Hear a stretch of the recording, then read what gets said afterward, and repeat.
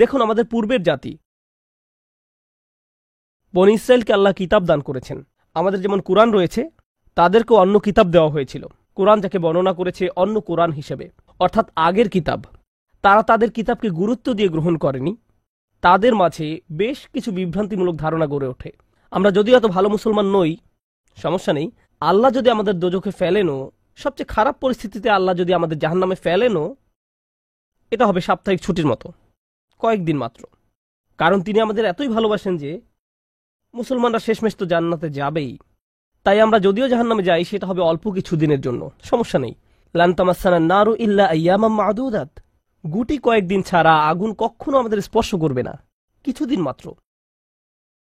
ব্যাপারটা হলো, জান্নাত জাহান্নামের পূর্বে বিচার দিবস রয়েছে, যেটি একদিনের জন্য, সেটা 1000 বছর লম্বা হবে। জান্নাত বা জাহান্নাম নয়, আল্লাহর কথা অনুযায়ী শুধু বিচারের দিনটি এত লম্বা হবে। আর বিচারের দিনটি হবে মাত্র একদিনের, আর জান্নাত জাহান্নাম চিরকালের জন্য। তাই কেউ যখন বলে গুটি কয়েকদিন, তাকে এখনকার দিনের হিসেবে চিন্তা করলে তো হবে না। বর্তমানে পৃথিবী তার অক্ষ বরাবর ঘুরে, আমরা সূর্যের উদিত হওয়া এবং অস্ত যাওয়া দেখি। কিন্তু কিয়ামতের দিন সূর্য, চাঁদ এবং পৃথিবীর সবকিছুকে ধ্বংস করে নতুন একটা ব্যবস্থাপনা তৈরি করা হবে। তাই আমরা এখন যেভাবে 24 ঘন্টার হিসেব করি, সেভাবে রাত দিনের হিসাব করলে তো চলবে না যখন আখিরাত শুরু হবে। চলুন তাহলে সবার আগে এই ধারণাটি আমাদের মাথা থেকে ফেলে দেই। কোরআনের বহু জায়গায় জাহান্নামের আলোচনা করা হয়েছে, কিন্তু আমি শুধু কোরআন থেকে একটি বর্ণনা আপনাদের সামনে উপস্থাপন করতে চাই। আমার মতে এটি আল কোরআনের জাহান্নামের সবচেয়ে গুরুত্বপূর্ণ বর্ণনা। কোরআনের একজন ছাত্র হিসেবে আমি মনে করি এই বর্ণনাটি জাহান্নাম সম্পর্কে জানার শুরু মাত্র। কেউ যদি এই বর্ণনাটি বুঝতে পারে, তাহলে সে জাহান্নাম সম্পর্কে যথেষ্ট জানে। আয়াতটি শুরু করা হয়েছে এই কথা বলে, ওয়ালা ইন মাসসাতহুম, এমনকি যদিও। যখন আমরা বাংলায় বলি যদি আমি সেখানে যাই, যদি আমি সেখানে যাই, তাহলে তোমার সাথে দেখা হবে। কিন্তু কেউ যখন বলে যদিও আমি যাই, এর মানে হলো যাওয়ার সম্ভাবনা ক্ষীণ। তাই আয়াতটি যদিও দিয়ে শুরু হওয়ার মাধ্যমে এমন কিছু ঘটার সম্ভাবনা কমিয়ে দিয়েছে। এভাবে বলার মাধ্যমে আল্লাহ কোনো কিছুর উপর জোর কমিয়ে দেন। সহজ কথায় তিনি বাক্যটিকে দুর্বল করে দিচ্ছেন। যদিও, যদিও কি? যদিও মাসসাতহুম, যদিও এটা তাদের স্পর্শ করে। আরবিতে মাসসা অর্থ কোনো কিছু যখন আপনাকে সামান্যতম স্পর্শ করে, যেমন কোনো মাছি যখন কোনো মতে স্পর্শ করে। যদি সেকেন্ডের জন্য স্পর্শ করে, তখন তাকে বলা হয় মাস। সুতরাং এটা যদি তাদেরকে কোনো মতে স্পর্শ করে 1 সেকেন্ডের জন্য, মাসসাতহুম। এখন কি তাদের স্পর্শ করে? আপনারা হয়তো ভাবছেন আগুন যদি তাদের স্পর্শ করে। আল্লাহ বলছেন নাফহাতুন, একটা হালকা বাতাস যদি তাদের স্পর্শ করে। চলুন এই বাতাস নিয়ে একটু আলোচনা করা যাক। আরবিতে নাফহাতুন বলতে বোঝায় দরজা বন্ধ করলে যখন সামান্য একটু বাতাস এসে পড়ে, পর্দা নড়ে ওঠে, অথবা কেউ জানালা বন্ধ করলে যেভাবে হালকা বাতাসে পর্দা নড়ে ওঠে। এই বাতাসের যা বাহির থেকে ভেতরে আসে বা ভেতর থেকে বাহিরে যায়, দুই ধরনের আছে। একটি হলো লাফহা, লাম যোগে, আরেকটি হলো নাফহা। লাম যোগে লাফহা মানে বাতাসটি গরম, আর নুন যোগে নাফহা মানে বাতাসটি ঠান্ডা। আল্লাহ বলছেন এমনকি যদি ঠান্ডা বাতাস তাদেরকে স্পর্শ করে, যদি ঠান্ডা বাতাস তাদেরকে স্পর্শ করে তোমার প্রতিপালকের শাস্তি থেকে। তিনি এই আয়াতে জাহান্নাম কাউকে স্পর্শ করার কথা বলছেন না। তিনি এই আয়াতে আগুন কাউকে স্পর্শ করার কথা বলছেন না। তিনি এমনকি গরম বাতাস কাউকে স্পর্শ করার কথাও বলছেন না। তিনি আগুনের ঠান্ডা অংশের কথা বলছেন। আর এটা আপনাকে চিরকালের জন্য স্পর্শ করছে না। প্রসঙ্গত, আমরা ফিজিক্সে পদার্থের 3টি অবস্থার কথা শিখেছি: সলিড, লিকুইড এবং গ্যাস। সলিড বা কঠিন কিছু যদি স্পর্শ করে, আমরা তা অনুভব করতে পারি। এই মুহূর্তে গ্যাস আমাদেরকে স্পর্শ করছে, বাতাস এখন আমাদেরকে স্পর্শ করছে, আমরা এটা অনুভব করি না। আর এই আয়াতে আল্লাহ বর্ণনা করছেন কি তাদের স্পর্শ করছে? বাতাস তাদেরকে স্পর্শ করছে। কোন ধরনের বাতাস? অপেক্ষাকৃত গরম বাতাস নাকি ঠান্ডা বাতাস? ঠান্ডা বাতাস।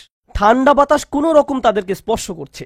এই আয়াতের সবচেয়ে উল্লেখযোগ্য বিষয় হলো, আমি একটু আগে নাফহা এবং লাফহার কথা বলেছিলাম।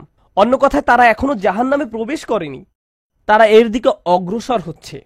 আর জাহান্নামের অপেক্ষাকৃত ঠান্ডা বাতাস এসে কোনো মতে তাদেরকে স্পর্শ করল, তখন তাদের প্রতিক্রিয়া কি? চিৎকার করে বলে উঠবে, ইয়া ওয়াইলানা, হায়, সবচেয়ে কঠিনতম শাস্তি আমাদের জন্য শুরু হয়ে গেছে। ইন্না কুন্না যালিমিন, আমরা সব সময় অপরাধী ছিলাম। তারা সাথে সাথে তাদের সব অপরাধ স্বীকার করবে। যে কারণে এই আয়াতটি আমি সংক্ষেপে আপনাদের নিকট উপস্থাপন করলাম। প্রথমত, এই আয়াতে আল্লাহ জাহান্নামের শাস্তির অভিজ্ঞতা বর্ণনা করছেন না। আল্লাহ সকল বিশ্বাসীকে জাহান্নামের আগুন থেকে মুক্ত রাখুন।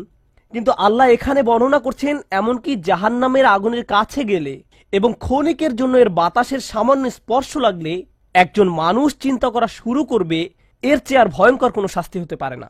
এজন্যই আল্লাহ দোজখের আগুন সম্পর্কে বলছেন, ইন্নাহা সাআত মুস্তাকাররাও ওয়া মুকামা, নিশ্চয়ই তা অবস্থানস্থল ও আবাসস্থল হিসাবে কতই না নিকৃষ্ট। অল্প এবং বেশি যে কোনো সময়ের জন্য ওটা কত নিকৃষ্ট জায়গা। এক সেকেন্ডের জন্য এটা ভাববেন না যে আমি তো খারাপ, আল্লাহ যদি আমাকে জাহান্নামে ফেলেনও এক সময় তো আমি এখান থেকে মুক্তি পাবো। এই ধরনের চিন্তাকে কখনো প্রশ্রয় দিবেন না। এই ভূমিকা দেওয়ার পর যখন বিচার দিবস শুরু হবে, যখন সমগ্র মানব জাতি একত্রিত হবে, তারা জানে না কোথায় যাবে, তারা জানে না কোন দিকে ফিরবে। এই ঘটনা আসলে রাসূলুল্লাহ সাল্লাল্লাহু আলাইহি সাল্লামের একটি হাদিসে উল্লেখ করা হয়েছে এবং জ্ঞানের প্রতি মুসলমানদের আগ্রহ ছিল সব সময়। তো একবার কিছু মানুষ বিখ্যাত সাহাবী আনাস ইবনে মালিক রাদিয়াল্লাহু তাআলা আনহুর কাছে এলো, কারণ মানুষ লোকমুখে এই খবর পেয়েছিল যে আনাস এই হাদিসটি জানতেন, আর এটি অনেক বড় একটি হাদিস, বুখারী শরীফে বর্ণিত আছে। এই ঘটনা ঘটে রাসূলুল্লাহ সাল্লাল্লাহু আলাইহি সাল্লামের ইন্তেকালের পরে। তিনি বলেন, হাদ্দাসানা মুহাম্মাদুন সাল্লাল্লাহু আলাইহি ওয়াসাল্লাম। এখন আনাস রাদিয়াল্লাহু তাআলা আনহু কথা বলছেন। তিনি বলেন, রাসূলুল্লাহ সাল্লাল্লাহু আলাইহি সাল্লাম আমাদের বলেছেন, ইযা কানা ইয়াউমুল কিয়ামাতি মাজান নাসু বা'দুহুম ফি বা'দ। মনোযোগ দিয়ে শুনুন। যখন বিচার দিবস শুরু হবে, মানুষ ঢেউয়ের মতো একে অপরের উপর আশ্রে পড়বে, সর্বত্র বিশৃঙ্খলা, সবাই একে অন্যের দিকে ছুটতে থাকবে। ফায়াতুনা আদম, তারা কোনো একভাবে আদম আলাইহিস সালামের দেখা পাবে, তারা তার কাছে ছুটে আসবে। ফায়াকুলুনা ইশফা আলানা ইলা রাব্বিক, সমগ্র মানব জাতি আদম আলাইহিস সালামের কাছে ছুটে আসবে এবং বলবে, আপনি কি দয়া করে আমাদের পক্ষ থেকে আল্লাহর সাথে কথা বলতে পারবেন? আমরা আল্লাহর ভয়ে ভীত। আপনি তো প্রথম মানুষ, আপনি তো সেই ব্যক্তি যাকে আল্লাহ ফেরেশতাদের সিজদা দিয়ে সম্মানিত করেছেন, আপনাকেই তো পছন্দ করা হয়েছে, আমরা সবাই আপনার সন্তান, আপনি আমাদের পিতা, তাই দয়া করে আমাদের জন্য আল্লাহর সাথে কথা বলুন, আমরা খুবই ভীত। এরপর তিনি বলবেন, ফায়াকুলু লাস্তু লাহা, তিনি বলবেন, আমি এর যোগ্য নই, আমি পারবো না। ফায়াকুলু লাস্তু লাহা ওয়ালাকিন আলাইকুম বিইব্রাহিম, তোমরা কেন ইব্রাহিমের সাথে কথা বলছো না? তোমাদের উচিত ইব্রাহিমের সাথে কথা বলা। অতএব মানব জাতি এখন কার খোঁজ করছে? ইব্রাহিম আলাইহিস সালাম। ফাইন্নাহু খলিলুর রহমান, তার কাছে যাও, কারণ তিনি রহমানের খুবই কাছের বন্ধু। ওয়াত্তাখাযাল্লাহু ইব্রাহিমা খলিলা, কুরআনে এসেছে আল্লাহ ইব্রাহিমকে তার বন্ধুরূপে গ্রহণ করেছেন। তাই ইব্রাহিমের কাছে যাও, তিনি তোমাদের সাহায্য করতে পারবেন। তারা ইব্রাহিমের কাছে যাবেন। ফায়াতুনা ইব্রাহিমা ফায়াকুলু লাস্তু লাহা, তারা ইব্রাহিমের কাছে গেলে তিনি বলবেন, আমি এর যোগ্য নই, আমাকে এই কাজের জন্য তৈরি করা হয়নি, আমি তোমাদের জন্য আল্লাহর সাথে কথা বলতে পারবো না। ওয়ালাকিন আলাইকুম বিমূসা, তোমরা কেন মূসা আলাইহিস সালামের কাছে যাচ্ছ না? তো মানব জাতি মূসা আলাইহিস সালামের কাছে দৌড়ে যাবে। ফাইন্নাহু কালিমুল্লাহ, তিনি আল্লাহর সাথে অনেক কথা বলতেন। ওয়া কাল্লামাল্লাহু মূসা তাকলিমা, আর আল্লাহ মূসার সাথে কথা বলেছেন সরাসরি। সুতরাং তিনি যেহেতু আল্লাহর সাথে কথা বলতে অভ্যস্ত, আজকে তো কথা বলার উত্তম সময়, তিনি তোমাদের পক্ষ থেকে আল্লাহর সাথে কথা বলবেন।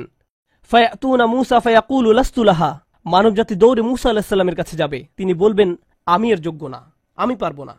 ওয়ালাকিন আলাইকুম বিঈসা, তোমরা ঈসা আলাইহিস সালামের কাছে কেন যাচ্ছ না? ফাইন্নাহু রূহুল্লাহ ওয়া কালিমাতুহু, তিনি হলেন আল্লাহর দেওয়া রূহ এবং তিনি আল্লাহর কালিমা, আল্লাহর হুকুমে তিনি অলৌকিকভাবে জন্মগ্রহণ করেন। কুন ফায়াকুন, অতএব তিনি যেহেতু সকল রাসূলদের মাঝে বিশেষ মর্যাদার অধিকারী, তার কাছে যাও, তার সাথে কথা বলো। সকল মানুষ দৌড়ে ঈসা আলাইহিস সালামের কাছে যাবে। ফায়াকুলু লাস্তু লাহা, তিনি বলবেন, আমি পারবো না, এই কাজ আমার জন্য নয়, আমাকে এই কাজের জন্য তৈরি করা হয়নি। তারপর তিনি বলবেন, ওয়ালাকিন আলাইকুম বি মুহাম্মাদিন সাল্লাল্লাহু আলাইহি ওয়াসাল্লাম, মানব জাতি তোমাদেরকে মুহাম্মদ সাল্লাল্লাহু আলাইহি ওয়াসাল্লামের কাছে যেতে হবে। মানুষেরা তখন রাসূলুল্লাহ সাল্লাল্লাহু আলাইহি ওয়াসাল্লামের কাছে যাবে। এখন রাসূল সাল্লাল্লাহু আলাইহি ওয়াসাল্লাম আমাদের বলছেন, ফায়াতুনি ফাআকুল, সবাই তখন আমার কাছে আসবে আর আমি তাদেরকে বলবো। এখন রাসূল সাল্লাল্লাহু আলাইহি ওয়াসাল্লাম আমাদের বলছেন, আনা লাহা, আমার জন্য এই কাজ, আমি এই কাজের যোগ্য। আনা লাহা ফাআস্তাযিনু আলা রাব্বি। প্রসঙ্গত আমি আপনাদেরকে আরো বলার পূর্বে বিচার দিনের একটা দৃশ্য হলো, আল্লাহ বলেন, ইয়াউমা ইয়াকুমুর রূহু ওয়াল মালাইকাতু সাফফান লা ইয়াতাকাল্লামুনা ইল্লা মান আযিনা লাহুর রহমান ওয়া ক্বালা সাওয়াবা। যেদিন রূহ ও ফেরেশতাগণ সারিবদ্ধভাবে দাঁড়াবে, এমন এক সময় থাকবে যখন কেউ কথা বলতে পারবে না। এমন এক ধরনের নীরবতা, এমন নীরবতা বিরাজ করবে যার কথা মানবজাতি কোনোদিন শোনেনি। এমন ধরনের নীরবতার অস্তিত্ব কখনো কোনোদিন ছিল না। সেই রকম পিনপতন নীরবতায় আল্লাহ বলেন, লা ইয়াতাকাল্লামুন, কেউ কথা বলতে পারবে না, ইল্লা মান আযিনা লাহুর রহমান, দয়াময় আল্লাহ যাকে অনুমতি দিবেন সে ব্যতীত। আর তিনি হলেন মুহাম্মদুর রাসূলুল্লাহ সাল্লাল্লাহু আলাইহি সাল্লাম। তিনি এমন সময়ে আল্লাহর কাছে আসবেন যখন সৃষ্টির কারো একটি শব্দ করার অনুমতি থাকবে না, সৃষ্টির কারো কোনো আওয়াজ শোনা যাবে না। তিনি আল্লাহর সামনে এসে আল্লাহর কাছে কথা বলার অনুমতি চাইবেন। ফায়ুযানু লি, তিনি বলেন আমাকে কথা বলার অনুমতি দেওয়া হবে। ওয়ায়ুলহিমুনি মাহামিদা আহমাদাহু বিহা লা ইয়াহদুরুনিল আন, সেই দিন আল্লাহ আমাকে স্পেশাল একটি দোয়ার মাধ্যমে তার প্রশংসা, তার কৃতজ্ঞতা করা শেখাবেন, যেটি বিচার দিবসে আমাকে দেওয়া হবে, যা এর পূর্বে কাউকে দেওয়া হয়নি, কোনো সৃষ্টিকে দেওয়া হয়নি। এক স্পেশাল ওয়াহি রাসূলুল্লাহ সাল্লাল্লাহু আলাইহি সাল্লামকে দেওয়া হবে বিচার দিবসে, যা কোনো সৃষ্টিকে দেওয়া হয়নি। আর তিনি সেই দিন সে স্পেশাল উপায়ে আল্লাহর প্রশংসা করবেন। লা ইয়াহদুরুনিল আন, আর সেই ওহী এখনো আমার কাছে আসেনি, সেই দোয়া এখনো আমি জানি না। ফা আহমাদাহু বিতিলকাল মাহামিদ, তারপর আমি আল্লাহর দেওয়া সেই স্পেশাল বাক্যগুলোর মাধ্যমে আল্লাহর প্রশংসা করব। ওয়া আখিরু লাহু সাজিদান, আমি সেই বাক্যগুলো উচ্চারণ করার পর আল্লাহর সমীপে সিজদায় অবনত হব। কিয়ামতের দিনে দৃশ্যপটে রাসূলুল্লাহ সাল্লাল্লাহু আলাইহি সাল্লাম এমন জায়গায় থাকবেন, এই অবস্থাকে বলা হয় মাকাম মাহমুদা, একটা স্টেশন, অথবা বলতে পারেন এমন একটা স্টেজ যা প্রশংসিত, আর মানবজাতি সেটা প্রত্যক্ষ করবে। আমরা সবাই এটা দেখতে পাবো, আমরা সবাই তখন নিশ্চুপ থাকব, আর তিনি সিজদায় পড়ে যাবেন। তিনি যখন সিজদায় পড়ে যাবেন তখন আল্লাহ আযজা ওয়া জাল্লা তার সাথে কথা বলবেন। এতক্ষণ তিনি আল্লাহর সাথে কথা বলছিলেন, এখন আল্লাহ আযজা ওয়া জাল্লা তার সাথে কথা বলবেন। তিনি কি বলবেন? ইয়া মুহাম্মদ ইরফা রাসাকা, তিনি বলবেন মুহাম্মদ তোমার মাথা উত্তোলন করো। ওয়াকুল, বলো, ইউসমা আলাকা, তোমার কথা শোনা হবে। শুধু যে আল্লাহ তার কথা শুনবেন তা নয়, বরং বিচার দিনে উপস্থিত সবাই তার কথা শুনতে পাবে। ইউসমা আলাক, তারপর আল্লাহ বলেন ওয়াসাল তুতা, চাও তোমাকে দেওয়া হবে, তুমি যা চাও দেওয়া হবে। কিয়ামতের দিন আল্লাহর একটি সৃষ্টি কেমন পজিশনে থাকলে আমরা সবাই যখন আল্লাহর নিকট ভিক্ষা চাচ্ছি, আতমিম লানা নূরানা ওয়াগফির লানা, হে আমাদের পালনকর্তা, আমাদের নূরকে পূর্ণ করে দিন এবং আমাদেরকে ক্ষমা করুন, এই কথা বলে আমরা আল্লাহ আযজা ওয়া জাল্লার কাছে কাকুতি মিনতি করতে থাকব। আর এখানে আল্লাহ তার এই সৃষ্টিকে বলছেন তুমি চাও, তুমি যা চাও আমি দিব। সাল তুতা, এই হলো আমাদের রাসূল সাল্লাল্লাহু আলাইহি সাল্লাম। তারপর আল্লাহ বলবেন ওয়াশফা, তুমি যদি কারো পক্ষ থেকে কথা বলতে চাও, তুমি যদি কারো ব্যাপারে সুপারিশ করতে চাও, যাও সুপারিশ করো। তুশাফা, আমি তোমাকে অন্য মানুষদের পক্ষ হয়ে কথা বলার অধিকার দিলাম। তুশাফা, এই গ্যারান্টি আল্লাহ তার রাসূল সাল্লাল্লাহু আলাইহি সাল্লামকে দিয়েছেন। ফাকুলু ইয়া রব, তখন আমি বলবো ইয়া রব, উম্মতি উম্মতি, তিনি সর্বসাকুল্যে এই কথা বলবেন, এটাই তার সম্পূর্ণ বাক্য, আমার উম্মাহ আমার উম্মাহ, আমার মানুষ আমার মানুষ। কিয়ামতের দিন সবাই বলবে নাফসি নাফসি, আমি নিজে আমি নিজে আমি নিজে। আল্লাহর নবীরা যারা মানুষকে আল্লাহর দ্বীনে আনার জন্য দিবারাত্রি পরিশ্রম করে গিয়েছেন, যেমন ইব্রাহিম আলাইহিস সালাম, যার এই দুনিয়ায় থাকাকালীন সময়ে শুধু একটাই উদ্বেগ ছিল মানুষের মুক্তি, বিচারের দিনে তিনি বলবেন না, যাও অন্য কোথায় যাও, যাও মুসার সাথে কথা বলো। মুসা আলাইহিস সালাম, যিনি বনী ইসরাইল নিয়ে চিন্তিত ছিলেন, তিনি বলবেন না, যাও ঈসার সাথে গিয়ে কথা বলো। আর আমাদের রাসূল সাল্লাল্লাহু আলাইহি সাল্লাম বলবেন, প্রসঙ্গত কোরআনে কিয়ামত দিবসের যে ভয়াবহতার কথা বর্ণনা করা হয়েছে তা একবার চিন্তা করে দেখুন। ইয়াউমা তারাউনাহা তাযহালু কুল্লু মুরদিআতিন আম্মা আরদাআত, প্রত্যেক মা যে তার বাচ্চাকে দুধ খাওয়াচ্ছে তার বাচ্চাকে ফেলে দিবে যেন সে কিছুই না। ইয়াফিরুল মারউ মিন আখিহি ওয়া উম্মিহি ওয়া আবিহি, সেদিন মানুষ তার ভাইয়ের কাছ থেকে পালাবে, মায়ের কাছ থেকে পালাবে, বাবার কাছ থেকে পালাবে। ওয়া সাহিবাতিহি ওয়া বানিহি, তার স্ত্রীর কাছ থেকে পালাবে, ছেলেমেয়ের কাছ থেকে পালাবে। আপনাদের কেউ কেউ হয়তো ইতিমধ্যে স্ত্রীর কাছ থেকে পালিয়ে বেড়ান, তাই আপনাদের কাছে হয়তো এটা অতটা ভীতিপ্রদ নয়। এই আয়াত হয়তো আপনার জন্য ভয়ের নয়, কেউ কেউ ভাবছে অবশেষে। যাই হোক, সমস্ত গুরুত্বের সাথে সেই দিন সবাই কাকে নিয়ে উদ্বিগ্ন থাকবে? নিজেকে নিয়ে। প্রকৃতপক্ষে সেদিন প্রত্যেক ব্যক্তি বলবে ওমান ফিল আরদি জামিআ সুম্মা ইউনজিহ, সবাইকে জাহান্নামে নিয়ে যান এবং বিনিময়ে আমাকে জান্নাতে প্রবেশ করতে দিন। এটাও কোরআনে এসেছে। মানুষ সেদিন এমন মরিয়া হয়ে উঠবে, সেদিন একজন মানুষ আল্লাহর সাথে কথা বলবেন, আর প্রথম যে শব্দগুলো তার মুখ থেকে উচ্চারিত হবে তা হলো উম্মতি উম্মতি। আপনার জন্য আপনার রাসূলের ভালোবাসা এমনই প্রগাঢ় সাল্লাল্লাহু আলাইহি সাল্লাম, আমার উম্মাহ আমার উম্মাহ। যদি আমরা তাকে ভালোবেসে থাকি, তাহলে যেই উম্মতের জন্য আল্লাহ রাসূলের এত ভালোবাসা, সেই উম্মতের জন্য আমাদের অন্তরে কিভাবে এত ঘৃণার বাস হয়? কিভাবে সম্ভব এটা? কিভাবে আমাদের পরস্পরের প্রতি এত ক্রোধ, বিচার, সমালোচনা, বিভক্তি, বিদ্বেষ, অনুমান, অহংকার। আর এই মানুষগুলো দাবি করে তারা রাসূলুল্লাহ সাল্লাল্লাহু আলাইহি সাল্লামকে ভালোবাসে। এইসব তুচ্ছ বিষয় ভুলে যেতে এই ভালোবাসা কি যথেষ্ট নয়? আমাদের কোন পার্থক্যগুলো এর চেয়ে বড়?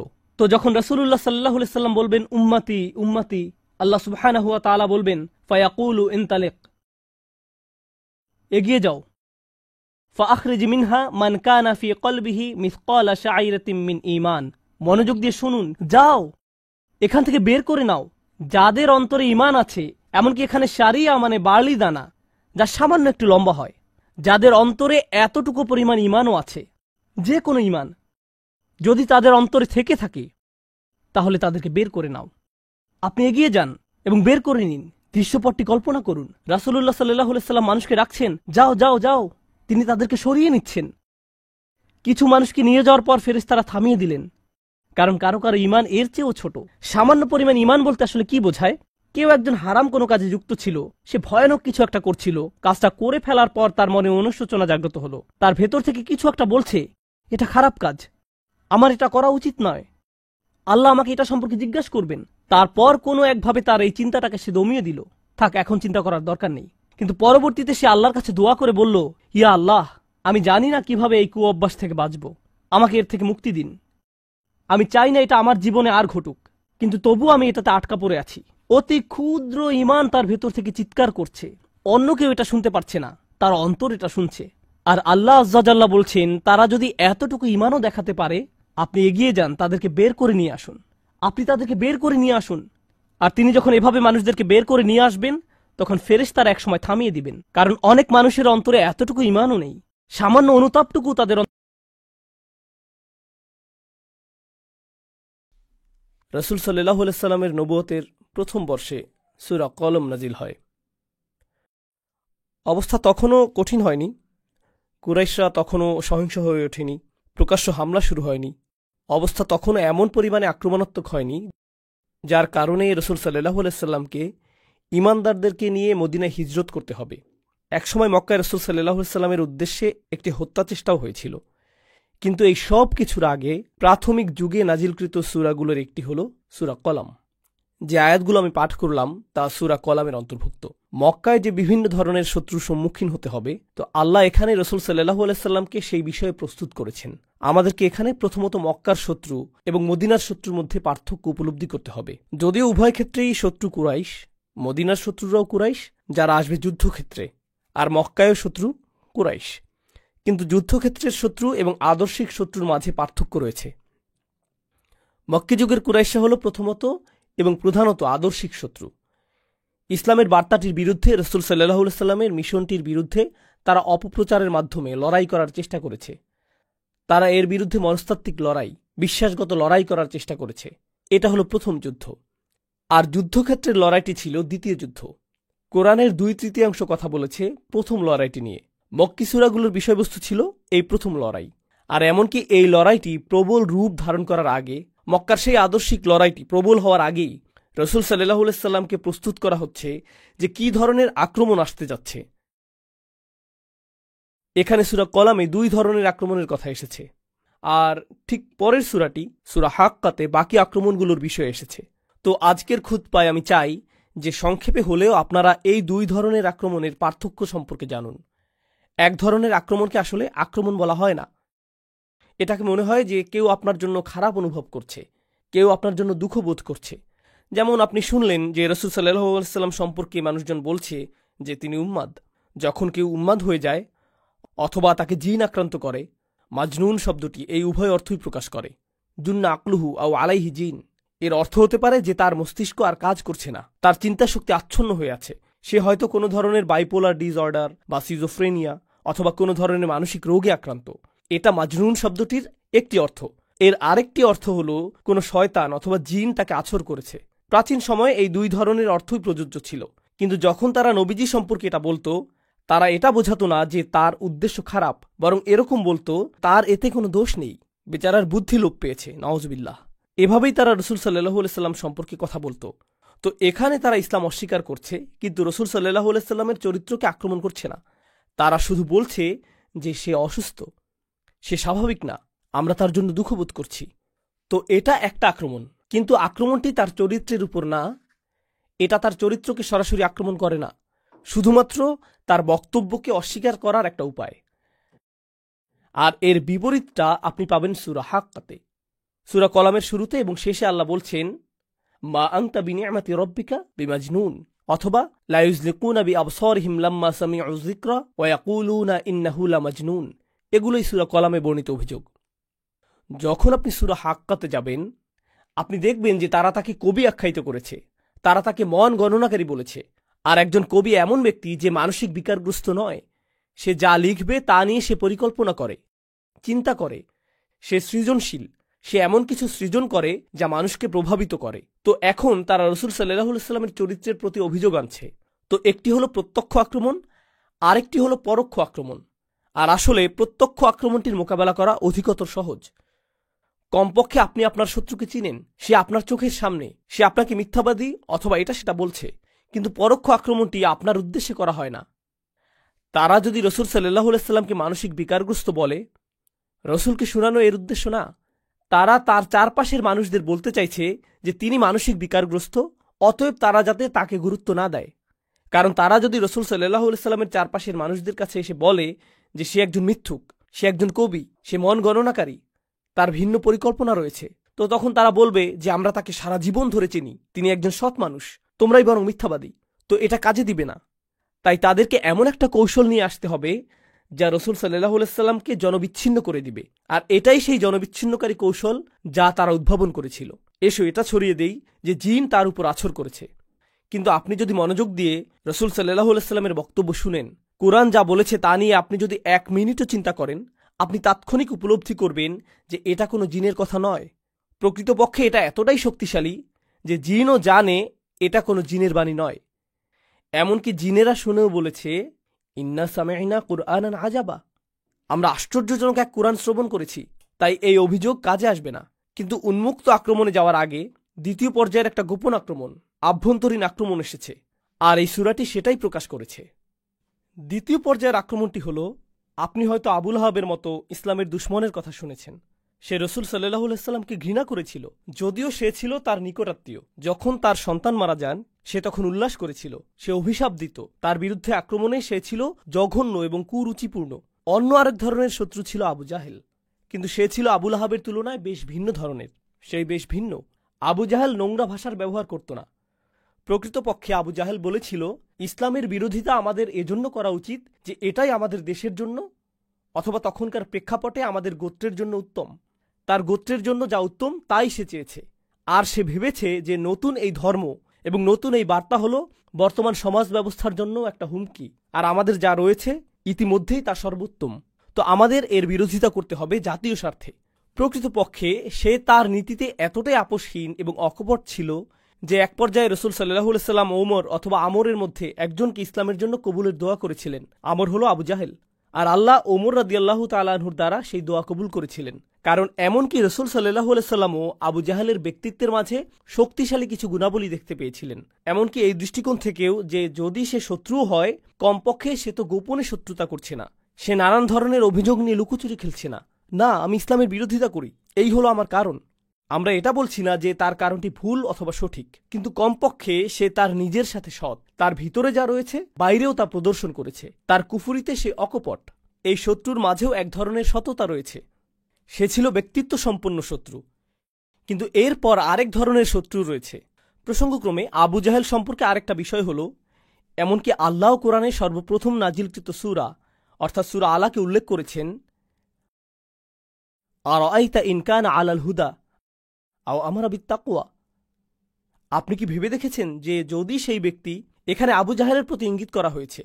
আবু জাহেল সম্পর্কে আল্লাহ বলছেন, আপনি কি লক্ষ্য করেননি যে সে যদি সঠিক হিদায়াতের পথে চলত এবং তাকওয়ার নির্দেশ দিত?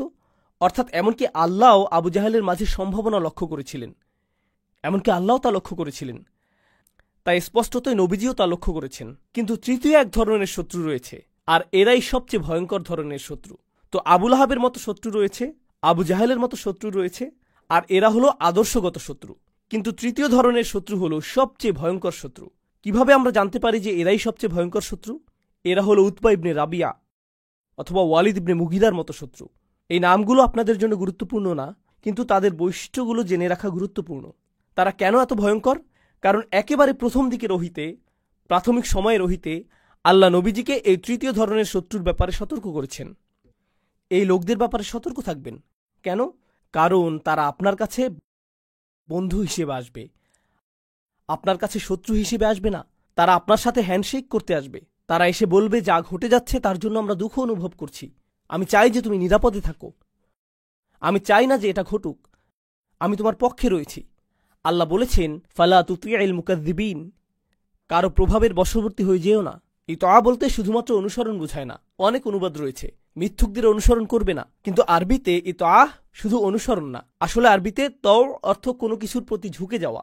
আলমাইলু ইলা শাই, তো প্রভাবিত হইও না, কথা শুনো না, মনোযোগ দিও না। আপনি যখন যথেষ্ট সংখ্যকবার কোনো কিছু শুনতে থাকেন, এটা আপনাকে প্রভাবিত করতে শুরু করবে, সচেতনভাবে অথবা অবচেতনভাবে।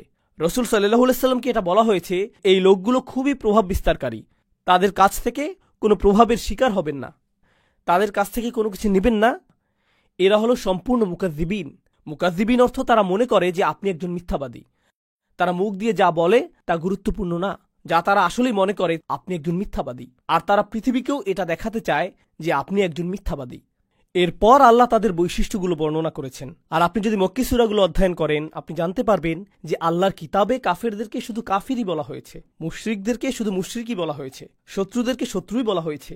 কিন্তু এই ব্যক্তি, এই চরিত্রটির অনেকগুলো বর্ণনা আল্লাহ প্রদান করেছেন। কোরআনে এরকমটা সচরাচর পাওয়া যায় না, খুবই কম। আর তিনি এটা একেবারে প্রাথমিক যুগের রহিতেই প্রদান করেছেন, যেন রাসূল সাল্লাল্লাহু আলাইহি সাল্লাম এই লোকগুলোর সাথে সাক্ষাৎ করার আগেই এই বিষয়ে প্রস্তুত থাকতে পারেন।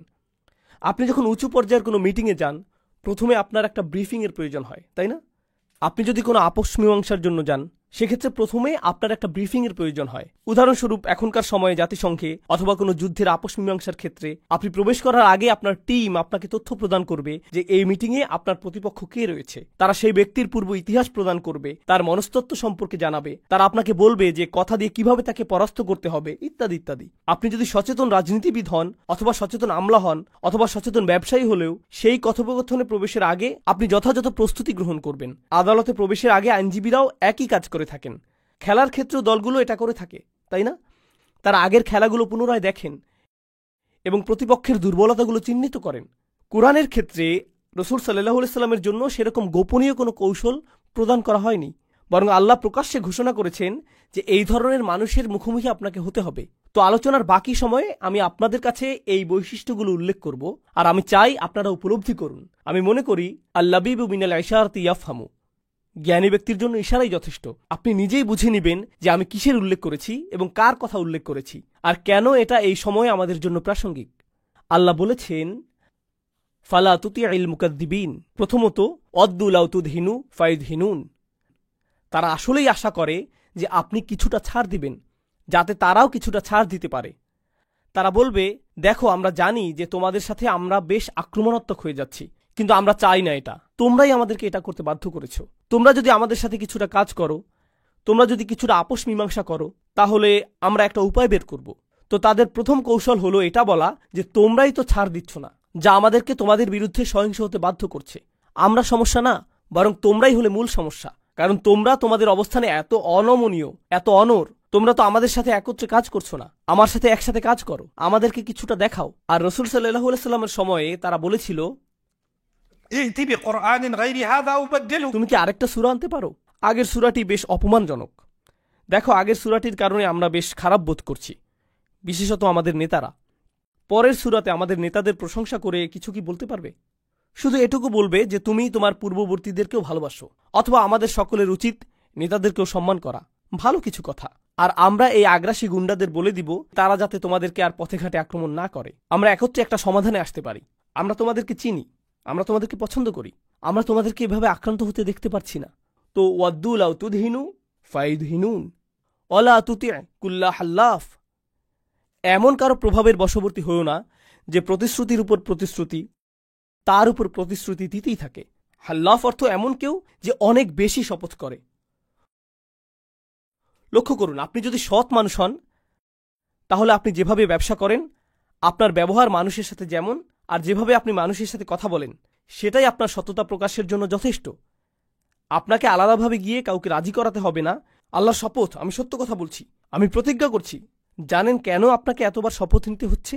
কারণ আপনার চরিত্র আপনাকে সৎ প্রমাণ করতে পারছে না, তাই আপনাকে বড় গলায় কথা বলতে হচ্ছে, আপনাকে অনেক বেশি প্রতিজ্ঞা করতে হচ্ছে, আপনাকে টেবিলে হাত চাপড়াতে হচ্ছে নিজের বক্তব্য জানান দেওয়ার জন্য, নিজের আন্তরিকতা প্রদর্শন করার জন্য, অন্যের দুঃখে আপনি কতটা দুঃখী তা দেখানোর জন্য। আল্লাহ বলেছেন, এমন লোকদের ব্যাপারে সতর্ক থাকো যারা বেশি বেশি প্রতিজ্ঞা করে, হাল্লাফ। তারপর তিনি বলছেন মাহিন, ওয়ালা তুতি কুল্লা হাল্লাফিম মাহিন। আরবিতে মাহান অর্থ হল আদ-দআফ, আরবিতে আমহানাহু অর্থ আসলে আদ-দআফাহু, অর্থাৎ কাউকে দুর্বল করে ফেলা। আল্লাহ বলছেন এই লোকগুলো যারা প্রচুর প্রতিজ্ঞা করে তারা আসলে বিশ্বাস করে এমন মজবুত কিছু নেই, তাদের বিশ্বাসে তারা দুর্বল। তো তারা আপনার কাছে আসে এবং এই প্রতিজ্ঞাগুলো করে, কারণ কৌশলগত দিক থেকে এটাই তাদের জন্য সর্বোত্তম জিনিস। আগামীকাল যখন কৌশল পরিবর্তন হয়ে যাবে, তারা আপনাকে গতকালকের জমানো ময়লার মতো ছুঁড়ে ফেলে দিবে এবং অন্য কারো সাথে প্রতিজ্ঞা করবে। এর পরের দিন তারা আবার অন্য কারো কাছে গিয়ে প্রতিজ্ঞা করবে। তারা এমন কিছুকে ধরে রাখছে না যা তাদের কোনো চারিত্রিক বৈশিষ্ট্য, মূলনীতি অথবা আদর্শের মাঝে আটকে রাখছে। আপনি বলতে পারেন না যে না না না, এই জাতিগুলোর বা কুরাইশদের একটা সংস্কৃতি ছিল বা কয়েক হাজার বছরের পুরনো, তাদের গোত্রীয় মূল্যবোধ ছিল যা তারা মেনে চলেছিল। এটা সত্য নয়। তারা এই মূল্যবোধগুলো মেনে চলে যতক্ষণ পর্যন্ত এই মূল্যবোধগুলো তাদেরকে কিছু সুবিধা প্রদান করে, ততক্ষণ পর্যন্তই তারা তাদের মূল্যবোধ নিয়ে গর্বিত অনুভব করে। যখনই সেই মূল্যবোধগুলো তাদের বিরুদ্ধে যায়, তারা আর সেগুলো পছন্দ করে না। লক্ষ্য করলে দেখবেন যে কুরাইশদের সাথে যা ঘটেছিল তা হল, মক্কায় কেউ আক্রান্ত হতো না, এটা তাদের একটি নিয়ম ছিল। এটা হারামান আমিনান, এটা তাদের নিয়ম। একটি ক্ষেত্রেই তারা এই নিয়ম ভঙ্গ করতে প্রস্তুত হয়েছিল, আর তা হলো মুসলিমদের ক্ষেত্রে। যে কেউ যে কোনো জায়গা থেকে এসে যে কোনো মূর্তির চারপাশে তাওয়াফ করতে পারে, যা খুশি বলতে পারে, মদ্যপান করতে পারে, যা ইচ্ছা তাই করতে পারে। মক্কার মধ্যে কোনো সহিংসতা ঘটত না। ব্যতিক্রম ছিল মুসলিমরা, তারাই একমাত্র ব্যতিক্রম। আপনি এমন মানুষ দেখবেন যারা বলে, আমরা মত প্রকাশের স্বাধীনতায় বিশ্বাস করি, এগুলো আমাদের মূল্যবোধ, আমরা জীবন দিয়ে হলেও এগুলো ধরে রাখব, আমাদের অধিকার রয়েছে প্রতিবাদ করার, ঘোষণা করার, বিতর্ক করার, নিজ ধর্ম পালন করার। কিন্তু রাজনৈতিকভাবে এটা কিছুটা সমস্যাজনক হয়ে দাঁড়ানোর এবং অন্যদের দৃষ্টিতে এটা খারাপ মনে হবার আগ পর্যন্ত আমরা এতে বিশ্বাস করি, কিন্তু বাক স্বাধীনতায় কিছুটা সংশোধনীর প্রয়োজন। তো বুঝতে পারছেন যে এই আয়াতটি কেন এত গুরুত্বপূর্ণ। তারা অনেক বেশি প্রতিজ্ঞা করে থাকে, কিন্তু কোনো কিছুতেই তারা প্রকৃতপক্ষে বিশ্বাস করে না, কিছুতেই না। তবে তারা একটা বিষয় ঠিকই বিশ্বাস করে, যা পরবর্তীতে আলোচনায় আসবে। আল্লাহ নিজেই আমাদেরকে বলবেন তাদের ধর্ম কোথায়, তাদের ধর্ম কি, কিন্তু সেটা আসবে শেষের দিকে। ওয়ালা তুতি কুল্লা হাল্লাফিম মাহিন। তিনি এখানেই থেমে যাননি। তারা আপনার কাছে এসে এই সকল প্রতিজ্ঞা করে। তারা আপনার কাছে আসে নিজেদের মধ্যকার কোনো প্রত্যয় নিয়ে না, বরং আপনাকে আপনার অবস্থান থেকে বিচ্যুত করার জন্য। তারা চায় যে আপনিও তাদের মতো হয়ে যান। তারা আসলেই কোনো কিছুতে বিশ্বাস করে না। এই একই জিনিস তারা আপনার জন্যও চায়। তারা ছাড় দিতে চায় এবং আপোষ মীমাংসা করতে চায়, পক্ষ পরিবর্তন করতে চায়। আপনি এমন কেউ হতে পারেন যে কট্টরপন্থী রিপাবলিকান, কিন্তু ডেমোক্রেটদের সাথে গোপন বৈঠক সম্পন্ন হয়। আপনি কট্টরপন্থী ডেমোক্রেট হতে পারেন আর গোপনে আপনি রিপাবলিকানদের সাথে বৈঠক করেছেন, এটাই কোনো সমস্যা নেই। আপনি জনগণের স্বার্থ নিয়ে বক্তৃতা দিচ্ছেন আর পিছনে আপনি ক্ষমতা পাওয়ার জন্য বিভিন্ন পক্ষের হাত পা ধরছেন, তাদেরকে সিজদা করছেন, তাই না? এটাই বাস্তবতা। তো তারা আশা করছে যে আপনিও তাদের মতো হয়ে যাবেন। তারা মনে করে যে আপনিও আপোষ মীমাংসা করবেন, তারা যে খেলায় মেতেছে আপনি সেরকম করবেন। কিন্তু আল্লাহ তার রসুল সাল্লাল্লাহু আলাইহি সাল্লামকে বলছেন যে কারণে আপনি কখনো এই লোকদের সাথে চলতে পারবেন না, তা হলো এই সকল কিছুর আগে আল্লাহ তার রসুল সাল্লাল্লাহু আলাইহি সাল্লাম সম্পর্কে বলেছেন, ওয়া ইন্নাকা লা আলা খুলুকিন আযীম। নিশ্চয়ই আপনি মহান চরিত্রের উপর অধিষ্ঠিত। আপনি ছাড় দিয়ে চলেন না, আপনার মূলনীতি রয়েছে, আপনি অনড় থাকেন। তো এটা হলো তারা যখন আপনার কাছে থাকে এবং আপনার সাথে কথা বলে। এরপর আপনার পিছনে তারা কি করে? প্রতিজ্ঞা করার পরে এবং নিরাপত্তা দেওয়ার পরে তারা চলে যায় হাম্মাজ। এরপর তারা আপনার বিরুদ্ধে অপবাদ রটাতে থাকে, আক্রমণ করতে থাকে। আরবিতে হামজ হলো যখন তীর চামড়া ভেদ করে ভিতরে প্রবেশ করে এবং ভিতরে আটকে যায়, আর যখন আপনি তীরটিকে বের করতে চান এটা চামড়া ছিঁড়ে ফেলে। আপনারা ওয়াইলুল লিকুল্লি হুমাজাতিল লুমাজা সূরাটা জানেন, তাই না? আবার হামাজাতি শায়াতিন কোরআনে এসেছে। হামিজ অথবা হাম্মাজ হলো এমন কেউ যে জানে যে কারো পেছনে কি ধরনের আক্রমণ করতে হবে, যা একটি প্রভাব ফেলবে। তো রসুল সাল্লাল্লাহু আলাইহি সাল্লামের ক্ষেত্রে তারা কি করেছিল? সবাই তো নবীজিকে পছন্দ করত। রসুল সাল্লাল্লাহু আলাইহি সাল্লাম নবুয়তের ঘোষণা দেওয়ার আগে তিনি যে রসুল তা ঘোষণা করার আগে 40 বছর ধরে তিনি মক্কার অধিবাসী ছিলেন, ভালো মানুষ হিসেবে মক্কায় ছিলেন, ব্যবসার মাধ্যমে মানুষ তাকে চিনত, আত্মীয়তার কারণে মানুষ তাকে চিনত, বন্ধু হিসেবে মানুষ তাকে চিনত। এখন আপনি মানুষের মাঝে তার ব্যাপারে খারাপ ধারণা সৃষ্টি করবেন, এটা তো কাজ করবে না। উম্মাদ আখ্যায়িত করাটা কাজে দেয়নি, জিনে আক্রান্ত হওয়ার অভিযোগটি কাজ করেনি। তো এখন যেহেতু তিনি ছাড় দিচ্ছেন না, মক্কাতে আপনাকে তার বিরুদ্ধে বদনাম সৃষ্টি করতে হবে। আপনি কারো কাছে গিয়ে বলবেন মুহাম্মদ প্রকৃতপক্ষে একটা সমস্যা, সাল্লাল্লাহু আলাইহি সাল্লাম তারা বলে না, কিন্তু আমরা বলি সে আসলেই সমস্যা।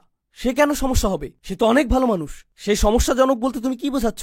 আর এই লোকটি যার সাথে আপনি কথা বলছেন সে পারিবারিক মূল্যবোধে বিশ্বাস করে। তো আপনি তার কাছে গেলেন এবং বললেন, জানো মুহাম্মাদের সমস্যা কোনটা? সে পরিবার ভেঙে দিচ্ছে। কি?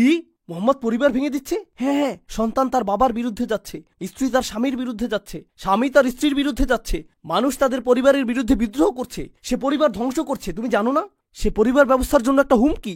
ও, তাহলে তো এটা ভালো না। তো সে জানে যে এই লোকটিকে কি বলতে হবে। সে অন্য আরেকজনের কাছে গেল যে হলো পুঁজিবাদী, জানো মোহাম্মদ ব্যবসার জন্য ক্ষতিকর? আর সেই লোকটি বলল, ব্যবসার জন্য ক্ষতিকর বলতে তুমি কি বোঝাচ্ছ? আমরা যদি তার ধর্ম পালন করি তাহলে মক্কায় আমরা অনেক আর্থিক ক্ষতির সম্মুখীন হব, আমরা প্রচুর তীর্থযাত্রী হারাবো, সকল গোত্র যারা বিভিন্ন মূর্তি পূজার জন্য এখানে আসে তারা আর এখানে আসবে না, আমাদের ব্যবসা ক্ষতিগ্রস্ত হবে। কিছু মানুষ পরিবার নিয়ে উদ্বিগ্ন, কেউ নিরাপত্তা নিয়ে, কেউ অর্থ উপার্জন নিয়ে। আর এই লোকটি জানে যে কাকে দিয়ে আক্রমণ করাতে হবে, কিভাবে রাসূল সাল্লাল্লাহু আলাইহি সাল্লামের সুনাম নষ্ট করা যাবে। আল্লাহ বলেছেন, তাদের মিথ্যা প্ররোচনায় প্রভাবিত হও না। ফালা তুতি' কুল্লা হাম্মাজ মাশাইম বিনামিম। তারা হেঁটে বেড়ায়, তারা বিভিন্ন আসরে ঘুরে বেড়ায় এবং তারা নামিমাহ করে বেড়ায়। আরবিতে নামিম শব্দটি এসেছে নাম অথবা নিম্মাহ থেকে। আরবিতে নিম্মাহ হলো খুবই হালকা বাতাস। আপনি যদি একটি মাঠের পাশ দিয়ে হেঁটে যান যার মধ্যে ফুল রয়েছে আর আপনি খুব সামান্য ফুলের ঘ্রাণ পান, এটাকে আরবিতে নিম্মাহ বলা হয়। আর এমন কিছু যা খুবই নাজুক, এটাকেও বলা হয় নাম্মাহ। এজন্য একটি হাদিসে রাসূল সাল্লাল্লাহু আলাইহি সাল্লাম বলেছেন, লা তুমাসসিলু নাম্মাতাল্লাহ। পশু পাখিদের সম্পর্কে বলতে গিয়ে নবীজি বলেছেন, আল্লাহর নাম্মাহকে শাস্তি দিয়ে দৃষ্টান্ত স্থাপন করো না, অর্থাৎ পশু পাখিরা নাজুক। তো এখানে নামিম বলতে বোঝায় সে ঘুরে বেড়ায় আর সূক্ষ্ম কিছু জিনিস ছড়িয়ে বেড়ায় যা উত্তেজনার সৃষ্টি করে। আপনার এমন বন্ধু থাকতে পারে অথবা কর্মস্থলে এমন মানুষ থাকতে পারে যারা সমস্যা সরাসরি সৃষ্টি করে না, তারা শুধু একটি বাক্য ছুড়ে দেয় এবং এরপর আগুন জ্বলে ওঠে, এরপর তারা সে স্থান ত্যাগ করে। এটাই হলো নামিম। আর সে এখানে কিছুটা আগুন জ্বালায়, কিছুটা আগুন ওখানে, আর কিছুটা সেখানে। আমি এই মন্ত্রীর সাথে সাক্ষাৎ করব, আমি সেই রেস্টুরেন্টে গিয়ে অমুক রাজনীতিবিদের জন্য অপেক্ষা করব। ও, আপনি এখানে কি করছেন?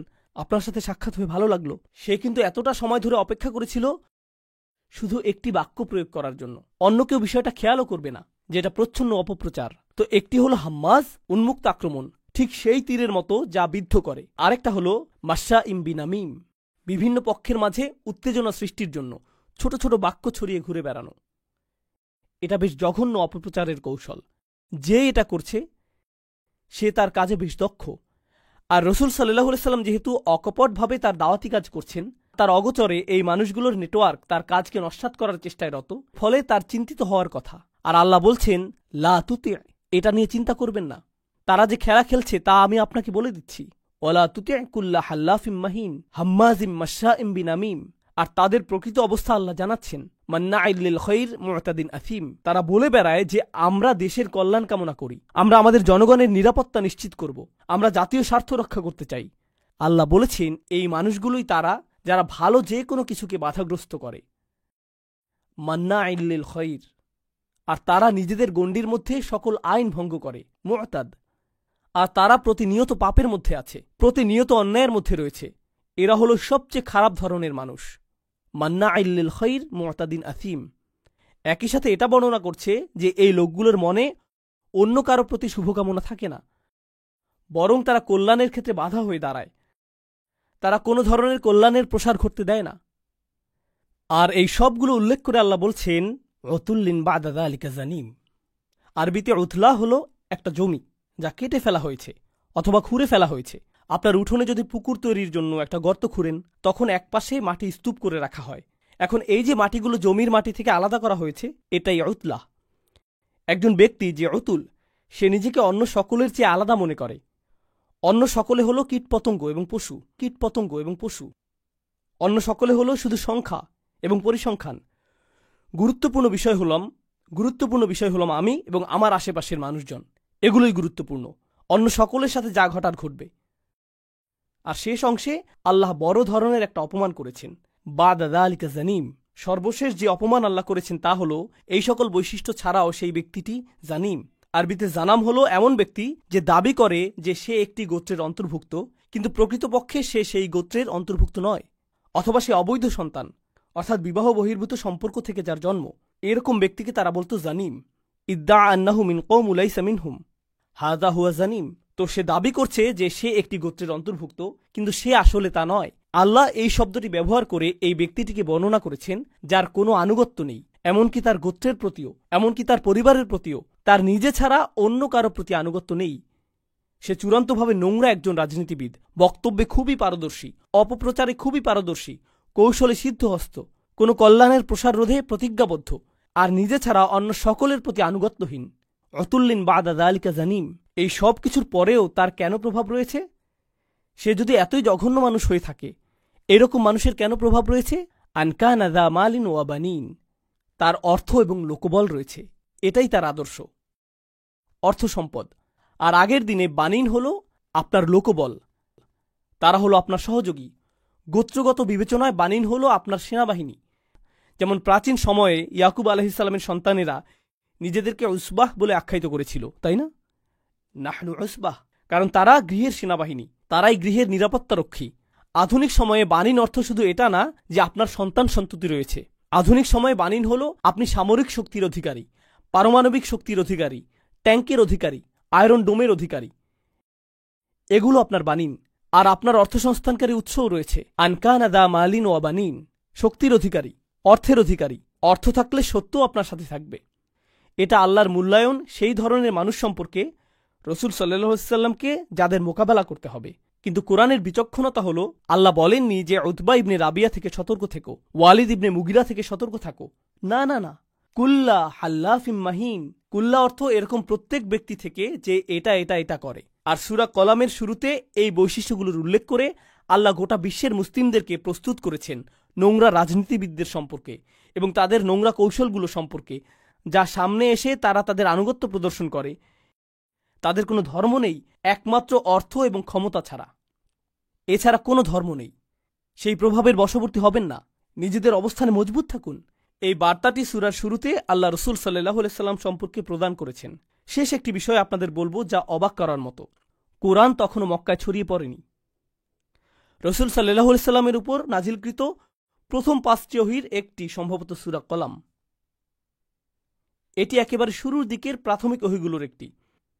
এটা থেকে মনে হয় যে তিনি ইতিমধ্যেই আদর্শিক লড়াইয়ে জড়িয়ে পড়েছেন, কিন্তু না। এখানে রসুল সাল্লাল্লাহু আলাইহি সাল্লামকে প্রস্তুত করা হচ্ছে, আর এখানে শত্রুদেরকেও জানান দেয়া হচ্ছে যে তোমরা মনে করেছো যে তোমরা যা করো তা ঘরের ভিতরেই আবদ্ধ থাকবে, আর এই সম্পর্কে আল্লাহ কিছু জানেন না। আল্লাহ জানেন এবং তিনি তার রসুলকেও জানিয়ে দিয়েছেন আল্লাহর কাছে গোপন কিছুই নেই, তোমরা প্রকাশিত হয়ে গিয়েছ। এই লোকগুলো সর্বোচ্চ চেষ্টা করে তাদের কৃতকর্ম গোপন রাখার জন্য। এজন্যই তারা হেল্প করতে থাকে, বারবার প্রতিজ্ঞা করতে থাকে। তাদের গোটা প্রচারণার উদ্দেশ্যই হলো তাদের কৃতকর্ম গোপন রাখা, নিজেদের হাতকে সরাসরি রক্তে রঞ্জিত না করা, জঘন্য কাজগুলো অন্য কাউকে দিয়ে করিয়ে নেয়া। এই জন্যই তারা নামিমাহ করে বেড়ায়। আর আল্লাহ কি করলেন? আল্লাহ তাদের প্রতি আঙ্গুলি নির্দেশ করে দেখিয়ে দিলেন। তিনি সকল আবরণ, সকল অপপ্রচার, সকল ধূম্রজাল দূর করে দিলেন, যার পেছনে তারা লুকিয়ে থাকত। এটাই আল্লাহর কিতাবের শক্তিমাত্রা, যে এটা শয়তান এবং শয়তানের বাহিনীর কৌশলকে এমনভাবে প্রকাশিত করে দেয় যা শুধু আল্লাহর পক্ষেই সম্ভব। আল্লাহ আমাদেরকে সত্যের পথে দৃঢ় থাকার সামর্থ্য দান করুন, আমাদেরকে ব্যক্তিগতভাবে এবং উম্মাহ হিসেবে রক্ষা করুন, যাতে আমরা কখনোই এখানে বর্ণিত মানুষগুলোর চক্রান্তর জালে আটকা না পড়ি। বারাকাল্লাহু লি ওয়া লাকুম ফিল কুরআনিল হাকিম ওয়া নাফা'নি ওয়া ইয়্যাকুম বিল আয়াতি ওয়া যিকরিল হাকিম। আজকে আমি ভয়ানক একটা ব্যাপার নিয়ে বক্তব্য শুরু করতে চাই। আমাদের ধর্ম হলো সত্য ধর্ম, আর সত্য সুখবর যেমন প্রদান করে তেমনি সাবধান বাণীও প্রদান করে। আমাদের সকল নবী রাসূলদের, বিশেষত রাসূলুল্লাহ সাল্লাল্লাহু আলাইহি সাল্লামকে আল্লাহ আযজা ওয়া জাল্লা বর্ণনা করেছেন মুবাশশিরান ওয়া নাযীরান, সুসংবাদদাতা ও সতর্ককারী। যদি কেউ শুধু সুসংবাদ প্রদান করেন তাহলে সে সাবধান বাণীর কথা ভুলে যাবে, আর যদি শুধু সতর্ক করতে থাকেন তাহলে সে এতই হতাশ হয়ে পড়ে যে মনে করে ভালো খবর বলতে আসলে কিছু নেই। বুঝতে পারলেন? আমি চেষ্টা করেছি এই ভারসাম্য রক্ষা করার। যেহেতু এই মাসটি প্রত্যাশার মাস, তাই আমি সুসংবাদের উপর একটু বেশি জোর দিয়েছি। আল্লাহ আজ্জা জাল্লার প্রতি আমাদের আশা এবং ভালোবাসা বৃদ্ধি করার চেষ্টা করেছি, কিন্তু এই একই সময়ে এর মাঝে একটা ভারসাম্য থাকতে হবে। যদিও আজকের বক্তব্যের শেষ অংশে আসার খবর আছে, কিন্তু শুরু করছি এমন একটা জায়গা থেকে যা অতটা আশাব্যঞ্জক নয়। দেখুন, আমাদের পূর্বের জাতি বনী ইসরায়েলকে আল্লাহ কিতাব দান করেছেন। আমাদের যেমন কোরআন রয়েছে, তাদেরকে অন্য কিতাব দেওয়া হয়েছিল। কোরআন যাকে বর্ণনা করেছে অন্য কোরআন হিসেবে, অর্থাৎ আগের কিতাব। তারা তাদের কিতাবকে গুরুত্ব দিয়ে গ্রহণ করেনি। তাদের মাঝে বেশ কিছু বিভ্রান্তিমূলক ধারণা গড়ে ওঠে। আমরা যদিও এত ভালো মুসলমান নই, সমস্যা নেই। আল্লাহ যদি আমাদের দোজখে ফেলেনও, সবচেয়ে খারাপ পরিস্থিতিতে আল্লাহ যদি আমাদের জাহান্নামে ফেলেনও, এটা হবে সাপ্তাহিক ছুটির মতো, কয়েকদিন মাত্র। কারণ তিনি আমাদের এতই ভালোবাসেন যে মুসলমানরা শেষমেশ তো জান্নাতে যাবেই। তাই আমরা যদিও জাহান্নামে যাই, সেটা হবে অল্প কিছু দিনের জন্য, সমস্যা নেই। লান তামাসসানান নারু ইল্লা আইয়ামাম মা'দুদাত, গুটি কয়েকদিন ছাড়া আগুন কখনো আমাদের স্পর্শ করবে না, কিছুদিন মাত্র। ব্যাপারটা হলো, জান্নাত জাহান্নামের পূর্বে বিচার দিবস রয়েছে, যেটি একদিনের জন্য, সেটা 1000 বছর লম্বা হবে। জান্নাত বা জাহান্নাম নয়, আল্লাহর কথা অনুযায়ী শুধু বিচারের দিনটি এত লম্বা হবে। আর বিচারের দিনটি হবে মাত্র একদিনের, আর জান্নাত জাহান্নাম চিরকালের জন্য। তাই কেউ যখন বলে গুটি কয়েকদিন, তাকে এখনকার দিনের হিসেবে চিন্তা করলে তো হবে না। বর্তমানে পৃথিবী তার অক্ষ বরাবর ঘুরে, আমরা সূর্যের উদিত হওয়া এবং অস্ত যাওয়া দেখি, কিন্তু কিয়ামতের দিন সূর্য, চাঁদ এবং পৃথিবীর সবকিছুকে ধ্বংস করে নতুন একটা ব্যবস্থাপনা তৈরি করা হবে। তাই আমরা এখন যেভাবে 24 ঘন্টার হিসেব করি, সেভাবে রাত দিনের হিসাব করলে তো চলবে না যখন আখিরাত শুরু হবে। চলুন তাহলে সবার আগে এই ধারণাটি আমাদের মাথা থেকে ফেলে দেই। কোরআনের বহু জায়গায় জাহান্নামের আলোচনা করা হয়েছে, কিন্তু আমি শুধু কোরআন থেকে একটি বর্ণনা আপনাদের সামনে উপস্থাপন করতে চাই। আমার মতে এটি আল কোরআনের জাহান্নামের সবচেয়ে গুরুত্বপূর্ণ বর্ণনা। কোরআনের একজন ছাত্র হিসেবে আমি মনে করি এই বর্ণনাটি জাহান্নাম সম্পর্কে জানার শুরু মাত্র। কেউ যদি এই বর্ণনাটি বুঝতে পারে, তাহলে সে জাহান্নাম সম্পর্কে যথেষ্ট জানে। আয়াতটি শুরু করা হয়েছে এই কথা বলে, ওয়ালা ইন মাসসাতহুম, এমনকি যদিও। যখন আমরা বাংলায় বলি যদি আমি সেখানে যাই, যদি আমি সেখানে যাই, তাহলে তোমার সাথে দেখা হবে। কিন্তু কেউ যখন বলে যদিও আমি যাই, এর মানে হলো যাওয়ার সম্ভাবনা ক্ষীণ। তাই আয়াতটি যদিও দিয়ে শুরু হওয়ার মাধ্যমে এমন কিছু ঘটার সম্ভাবনা কমিয়ে দিয়েছে। এভাবে বলার মাধ্যমে আল্লাহ কোনো কিছুর উপর জোর কমিয়ে দেন। সহজ কথায় তিনি বাক্যটিকে দুর্বল করে দিচ্ছেন। যদিও, যদিও কি? যদিও মাসসাতহুম, যদিও এটা তাদের স্পর্শ করে। আরবিতে মাসসা অর্থ কোনো কিছু যখন আপনাকে সামান্যতম স্পর্শ করে, যেমন কোনো মাছি যখন কোনো মতে স্পর্শ করে। যদি সেকেন্ডের জন্য স্পর্শ করে, তখন তাকে বলা হয় মাস। সুতরাং এটা যদি তাদেরকে কোনো মতে স্পর্শ করে 1 সেকেন্ডের জন্য, মাসসাতহুম। এখন কি তাদের স্পর্শ করে?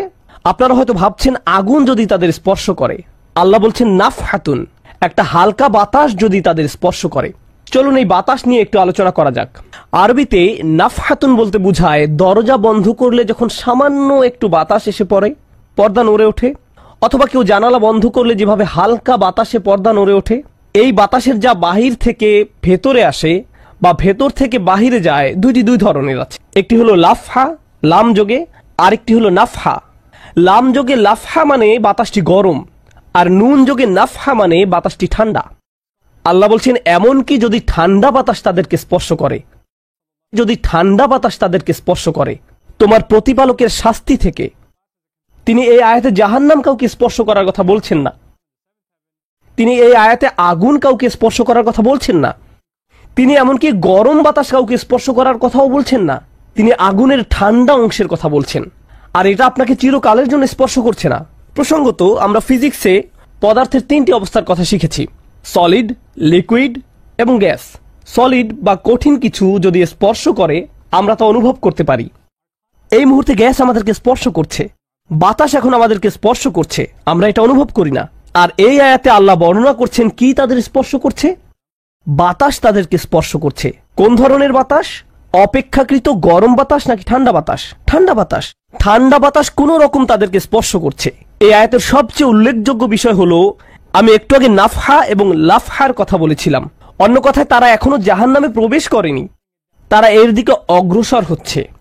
আর জাহান্নামের অপেক্ষাকৃত ঠান্ডা বাতাস এসে কোনো মতে তাদেরকে স্পর্শ করলো, তখন তাদের প্রতিক্রিয়া কি? চিৎকার করে বলে উঠবে, ইয়া ওয়াইলানা, হায়, সবচেয়ে কঠিনতম শাস্তি আমাদের জন্য শুরু হয়ে গেছে। ইন্না কুন্না যালিমিন, আমরা সব সময় অপরাধী ছিলাম। তারা সাথে সাথে তাদের সব অপরাধ স্বীকার করবে। যে কারণে এই আয়াতটি আমি সংক্ষেপে আপনাদের নিকট উপস্থাপন করলাম।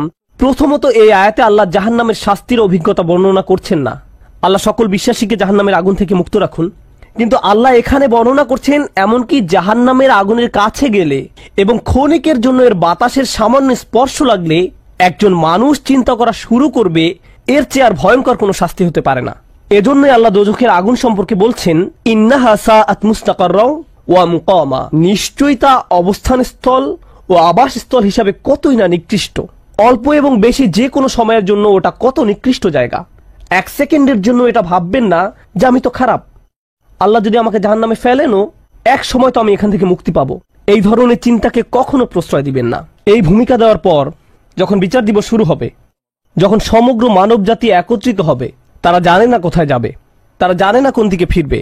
এই ঘটনা আসলে রাসূলুল্লাহ সাল্লাল্লাহু আলাইহি সাল্লামের একটি হাদিসে উল্লেখ করা হয়েছে এবং জ্ঞানের প্রতি মুসলমানদের আগ্রহ ছিল সব সময়। তো একবার কিছু মানুষ বিখ্যাত সাহাবী আনাস ইবনে মালিক রাদিয়াল্লাহু তাআলা আনহুর কাছে এলো, কারণ মানুষ লোকমুখে এই খবর পেয়েছিল যে আনাস এই হাদিসটি জানতেন, আর এটি অনেক বড় একটি হাদিস, বুখারী শরীফে বর্ণিত আছে। এই ঘটনা ঘটে রাসূলুল্লাহ সাল্লাল্লাহু আলাইহি সাল্লামের ইন্তেকালের পরে। তিনি বলেন, হাদ্দাসানা মুহাম্মাদুন সাল্লাল্লাহু আলাইহি ওয়াসাল্লাম। এখন আনাস রাদিয়াল্লাহু তাআলা আনহু কথা বলছেন। তিনি বলেন, রাসূলুল্লাহ সাল্লাল্লাহু আলাইহি সাল্লাম আমাদের বলেছেন, ইযা কানা ইয়াউমুল কিয়ামাতি মা জান্নাসু বা'দুহুম ফি বা'দ। মনোযোগ দিয়ে শুনুন। যখন বিচার দিবস শুরু হবে, মানুষ ঢেউয়ের মতো একে অপরের উপর আশ্রে পড়বে, সর্বত্র বিশৃঙ্খলা, সবাই একে অন্যের দিকে ছুটতে থাকবে। ফায়াতুনা আদম, তারা কোনো একভাবে আদম আলাইহিস সালামের দেখা পাবে, তারা তার কাছে ছুটে আসবে। ফায়াকুলুনা ইশফা আলানা ইলা রাব্বিক, সমগ্র মানব জাতি আদম আলাইহিস সালামের কাছে ছুটে আসবে এবং বলবে, আপনি কি দয়া করে আমাদের পক্ষ থেকে আল্লাহর সাথে কথা বলতে পারবেন? আমরা আল্লাহর ভয়ে ভীত। আপনি তো প্রথম মানুষ, আপনি তো সেই ব্যক্তি যাকে আল্লাহ ফেরেশতাদের সিজদা দিয়ে সম্মানিত করেছেন, আপনাকেই তো পছন্দ করা হয়েছে, আমরা সবাই আপনার সন্তান, আপনি আমাদের পিতা, তাই দয়া করে আমাদের জন্য আল্লাহর সাথে কথা বলুন, আমরা খুবই ভীত। এরপর তিনি বলবেন, ফায়াকুলু লাস্তু লাহা, তিনি বলবেন, আমি এর যোগ্য নই, আমি পারবো না। ফায়াকুলু লাস্তু লাহা ওয়ালাকিন আলাইকুম বিইব্রাহিম, তোমরা কেন ইব্রাহিমের সাথে কথা বলছো না? তোমাদের উচিত ইব্রাহিমের সাথে কথা বলা। অতএব মানব জাতি এখন কার খোঁজ করছে? ইব্রাহিম আলাইহিস সালাম। ফাইন্নাহু খলিলুর রহমান, তার কাছে যাও, কারণ তিনি রহমানের খুবই কাছের বন্ধু। ওয়াত্তাখাযাল্লাহু ইব্রাহিমা খলিলা, কোরআনে এসেছে আল্লাহ ইব্রাহিমকে তার বন্ধুরূপে গ্রহণ করেছেন। তাই ইব্রাহিমের কাছে যাও, তিনি তোমাদের সাহায্য করতে পারবেন। তারা ইব্রাহিমের কাছে যাবেন। ফায়াতুনা ইব্রাহিমা ফায়াকুলু লাস্তু লাহা, তারা ইব্রাহিমের কাছে গেলে তিনি বলবেন, আমি এর যোগ্য নই, আমাকে এই কাজের জন্য তৈরি করা হয়নি, আমি তোমাদের জন্য আল্লাহর সাথে কথা বলতে পারবো না। ওয়ালাকিন আলাইকুম বিমূসা, তোমরা কেন মূসা আলাইহিস সালামের কাছে যাচ্ছ না? তো মানব জাতি মূসা আলাইহিস সালামের কাছে দৌড়ে যাবে। ফাইন্নাহু কালিমুল্লাহ, তিনি আল্লাহর সাথে অনেক কথা বলতেন। ওয়া কাল্লামাল্লাহু মূসা তাকলিমা, আর আল্লাহ মূসার সাথে কথা বলেছেন সরাসরি। সুতরাং তিনি যেহেতু আল্লাহর সাথে কথা বলতে অভ্যস্ত, আজকে তো কথা বলার উত্তম সময়, তিনি তোমাদের পক্ষ থেকে আল্লাহর সাথে কথা বলবেন। ফায়াতুনা মূসা ফায়াকুলু লাস্তু লাহা, মানব জাতি দৌড়ে মূসা আলাইহিস সালামের কাছে যাবে, তিনি বলবেন, আমি এর যোগ্য না, আমি পারবো না। ওয়ালাকিন আলাইকুম বিঈসা, তোমরা ঈসা আলাইহিস সালামের কাছে কেন যাচ্ছ না? ফাইন্নাহু রূহুল্লাহ ওয়া কালিমাতুহু, তিনি হলেন আল্লাহর দেওয়া রূহ এবং তিনি আল্লাহর কালিমা, আল্লাহর হুকুমে তিনি অলৌকিকভাবে জন্মগ্রহণ করেন। কুন ফায়াকুন, অতএব তিনি যেহেতু সকল রাসূলদের মাঝে বিশেষ মর্যাদার অধিকারী, তার কাছে যাও, তার সাথে কথা বলো। সকল মানুষ দৌড়ে ঈসা আলাইহিস সালামের কাছে যাবে। ফায়াকুলু লাস্তু লাহা, তিনি বলবেন, আমি পারবো না, এই কাজ আমার জন্য নয়, আমাকে এই কাজের জন্য তৈরি করা হয়নি। তারপর তিনি বলবেন, ওয়ালাকিন আলাইকুম বিমুহাম্মাদিন সাল্লাল্লাহু আলাইহি ওয়াসাল্লাম, মানব জাতি তোমাদেরকে মুহাম্মদ সাল্লাল্লাহু আলাইহি ওয়াসাল্লামের কাছে যেতে হবে। মানুষেরা তখন রাসূলুল্লাহ সাল্লাল্লাহু আলাইহি ওয়াসাল্লামের কাছে যাবে। এখন রাসূল সাল্লাল্লাহু আলাইহি ওয়াসাল্লাম আমাদের বলছেন, ফায়াতুনি ফাআকুল, সবাই তখন আমার কাছে আসবে আর আমি তাদেরকে বলবো। এখন রাসূল সাল্লাল্লাহু আলাইহি ওয়াসাল্লাম আমাদের বলছেন, আনা লাহা, আমার জন্য এই কাজ, আমি এই কাজের যোগ্য। আনা লাহা ফাআস্তাযিনু আলা রাব্বি। প্রসঙ্গত আমি আপনাদেরকে আরো বলার পূর্বে বিচার দিনের একটা দৃশ্য হলো, আল্লাহ বলেন, ইয়াউমা ইয়াকুমুর রূহু ওয়াল মালাইকাতু সাফফান লা ইয়াতাকাল্লামুনা ইল্লা মান আযিনা লাহুর রহমান ওয়া ক্বালা সাওয়াবা। যেদিন রূহ ও ফেরেশতাগণ সারিবদ্ধভাবে দাঁড়াবে, এমন এক সময় থাকবে যখন কেউ কথা বলতে পারবে না, এমন এক ধরনের নীরবতা, এমন নীরবতা বিরাজ করবে যার কথা মানবজাতি কোনোদিন শোনেনি। এমন ধরনের নীরবতার অস্তিত্ব কখনো কোনোদিন ছিল না। সেই রকম পিনপতন নীরবতায় আল্লাহ বলেন, লা ইয়াতাকাল্লামুন, কেউ কথা বলতে পারবে না, ইল্লা মান আযিনা লাহুর রহমান, দয়াময় আল্লাহ যাকে অনুমতি দিবেন সে ব্যতীত। আর তিনি হলেন মুহাম্মদুর রাসূলুল্লাহ সাল্লাল্লাহু আলাইহি সাল্লাম। তিনি এমন সময় আল্লাহর কাছে আসবেন যখন সৃষ্টির কারো একটি শব্দ করার অনুমতি থাকবে না, সৃষ্টির কারো কোনো আওয়াজ শোনা যাবে না। তিনি আল্লাহর সামনে এসে আল্লাহর কাছে কথা বলার অনুমতি চাইবেন। ফায়ুযানু লি, তিনি বলেন আমাকে কথা বলার অনুমতি দেওয়া হবে। ওয়ায়ুলহিমুনি মাহামিদা আহমাদাহু বিহা লা ইয়াহদুরুনিল আন, সেই দিন আল্লাহ আমাকে স্পেশাল একটি দোয়ার মাধ্যমে তার প্রশংসা, তার কৃতজ্ঞতা করা শেখাবেন, যেটি বিচার দিবসে আমাকে দেওয়া হবে, যা এর পূর্বে কাউকে দেওয়া হয়নি, কোনো সৃষ্টিকে দেওয়া হয়নি। এক স্পেশাল ওয়াহি রাসূলুল্লাহ সাল্লাল্লাহু আলাইহি সাল্লামকে দেওয়া হবে বিচার দিবসে, যা কোনো সৃষ্টিকে দেওয়া হয়নি। আর তিনি সেই দিন সে স্পেশাল উপায়ে আল্লাহর প্রশংসা করবেন, লা ইয়াহদুরুনিল আন, আর সেই ওহী এখনো আমার কাছে আসেনি, সেই দোয়া এখনো আমি জানি না। ফা আহমাদাহু বিতিলকাল মাহামিদ, তারপর আমি আল্লাহর দেওয়া সেই স্পেশাল বাক্যগুলোর মাধ্যমে আল্লাহর প্রশংসা করব। ওয়া আখিরু লাহু সাজিদান, আমি সেই বাক্যগুলো উচ্চারণ করার পর আল্লাহর সমীপে সিজদায় অবনত হব। কিয়ামতের দিনের দৃশ্যপটে রাসূলুল্লাহ সাল্লাল্লাহু আলাইহি সাল্লাম এমন জায়গায় থাকবেন, এই অবস্থাকে বলা হয় মাকাম মাহমুদা, একটা স্টেশন, অথবা বলতে পারেন এমন একটা স্টেজ যা প্রশংসিত, আর মানবজাতি সেটা প্রত্যক্ষ করবে। আমরা সবাই এটা দেখতে পাবো। আমরা সবাই তখন নিশ্চুপ থাকব, আর তিনি সিজদায় পড়ে যাবেন। তিনি যখন সিজদায় পড়ে যাবেন তখন আল্লাহ আযজা ওয়া জাল্লা তার সাথে কথা বলবেন। এতক্ষণ তিনি আল্লাহর সাথে কথা বলছিলেন, এখন আল্লাহ আযজা ওয়া জাল্লা তার সাথে কথা বলবেন। তিনি কি বলবেন? ইয়া মুহাম্মদ ইরফা রাসাকা, তিনি বলবেন মুহাম্মদ তোমার মাথা উত্তোলন করো। ওয়াকুল, বলো, ইউসমা আলাকা, তোমার কথা শোনা হবে। শুধু যে আল্লাহ তার কথা শুনবেন তা নয়, বরং বিচার দিনে উপস্থিত সবাই তার কথা শুনতে পাবে। ইউসমা আলাক, তারপর আল্লাহ বলেন ওয়াসাল তুতা, চাও তোমাকে দেওয়া হবে, তুমি যা চাও দেওয়া হবে। কিয়ামতের দিন আল্লাহর একটি সৃষ্টি কেমন পজিশনে থাকলে আমরা সবাই যখন আল্লাহর নিকট ভিক্ষা চাচ্ছি, আতমিম লানা নূরানা ওয়াগফির লানা, হে আমাদের পালনকর্তা আমাদের নূরকে পূর্ণ করে দিন এবং আমাদেরকে ক্ষমা করুন, এই কথা বলে আমরা আল্লাহ আযজা ওয়া জাল্লার কাছে কাকুতি মিনতি করতে থাকব। আর এখানে আল্লাহ তার এই সৃষ্টিকে বলছেন তুমি চাও, তুমি যা চাও আমি দিব, সাল তুতা। এই হলো আমাদের রাসূল সাল্লাল্লাহু আলাইহি সাল্লাম। তারপর আল্লাহ বলবেন ওয়াশফা, তুমি যদি কারো পক্ষ থেকে কথা বলতে চাও, তুমি যদি কারো ব্যাপারে সুপারিশ করতে চাও, যাও সুপারিশ করো। তুশাফা, আমি তোমাকে অন্য মানুষদের পক্ষ হয়ে কথা বলার অধিকার দিলাম। তুশাফা, এই গ্যারান্টি আল্লাহ তার রাসূল সাল্লাল্লাহু আলাইহি সাল্লামকে দিয়েছেন। ফাকুলু ইয়া রব, তখন আমি বলবো ইয়া রব, উম্মতি উম্মতি, তিনি সর্বসাকুল্যে এই কথা বলবেন, এটাই তার সম্পূর্ণ বাক্য, আমার উম্মাহ আমার উম্মাহ, আমার মানুষ আমার মানুষ। কিয়ামতের দিন সবাই বলবে নাফসি নাফসি, আমি নিজে আমি নিজে আমি নিজে।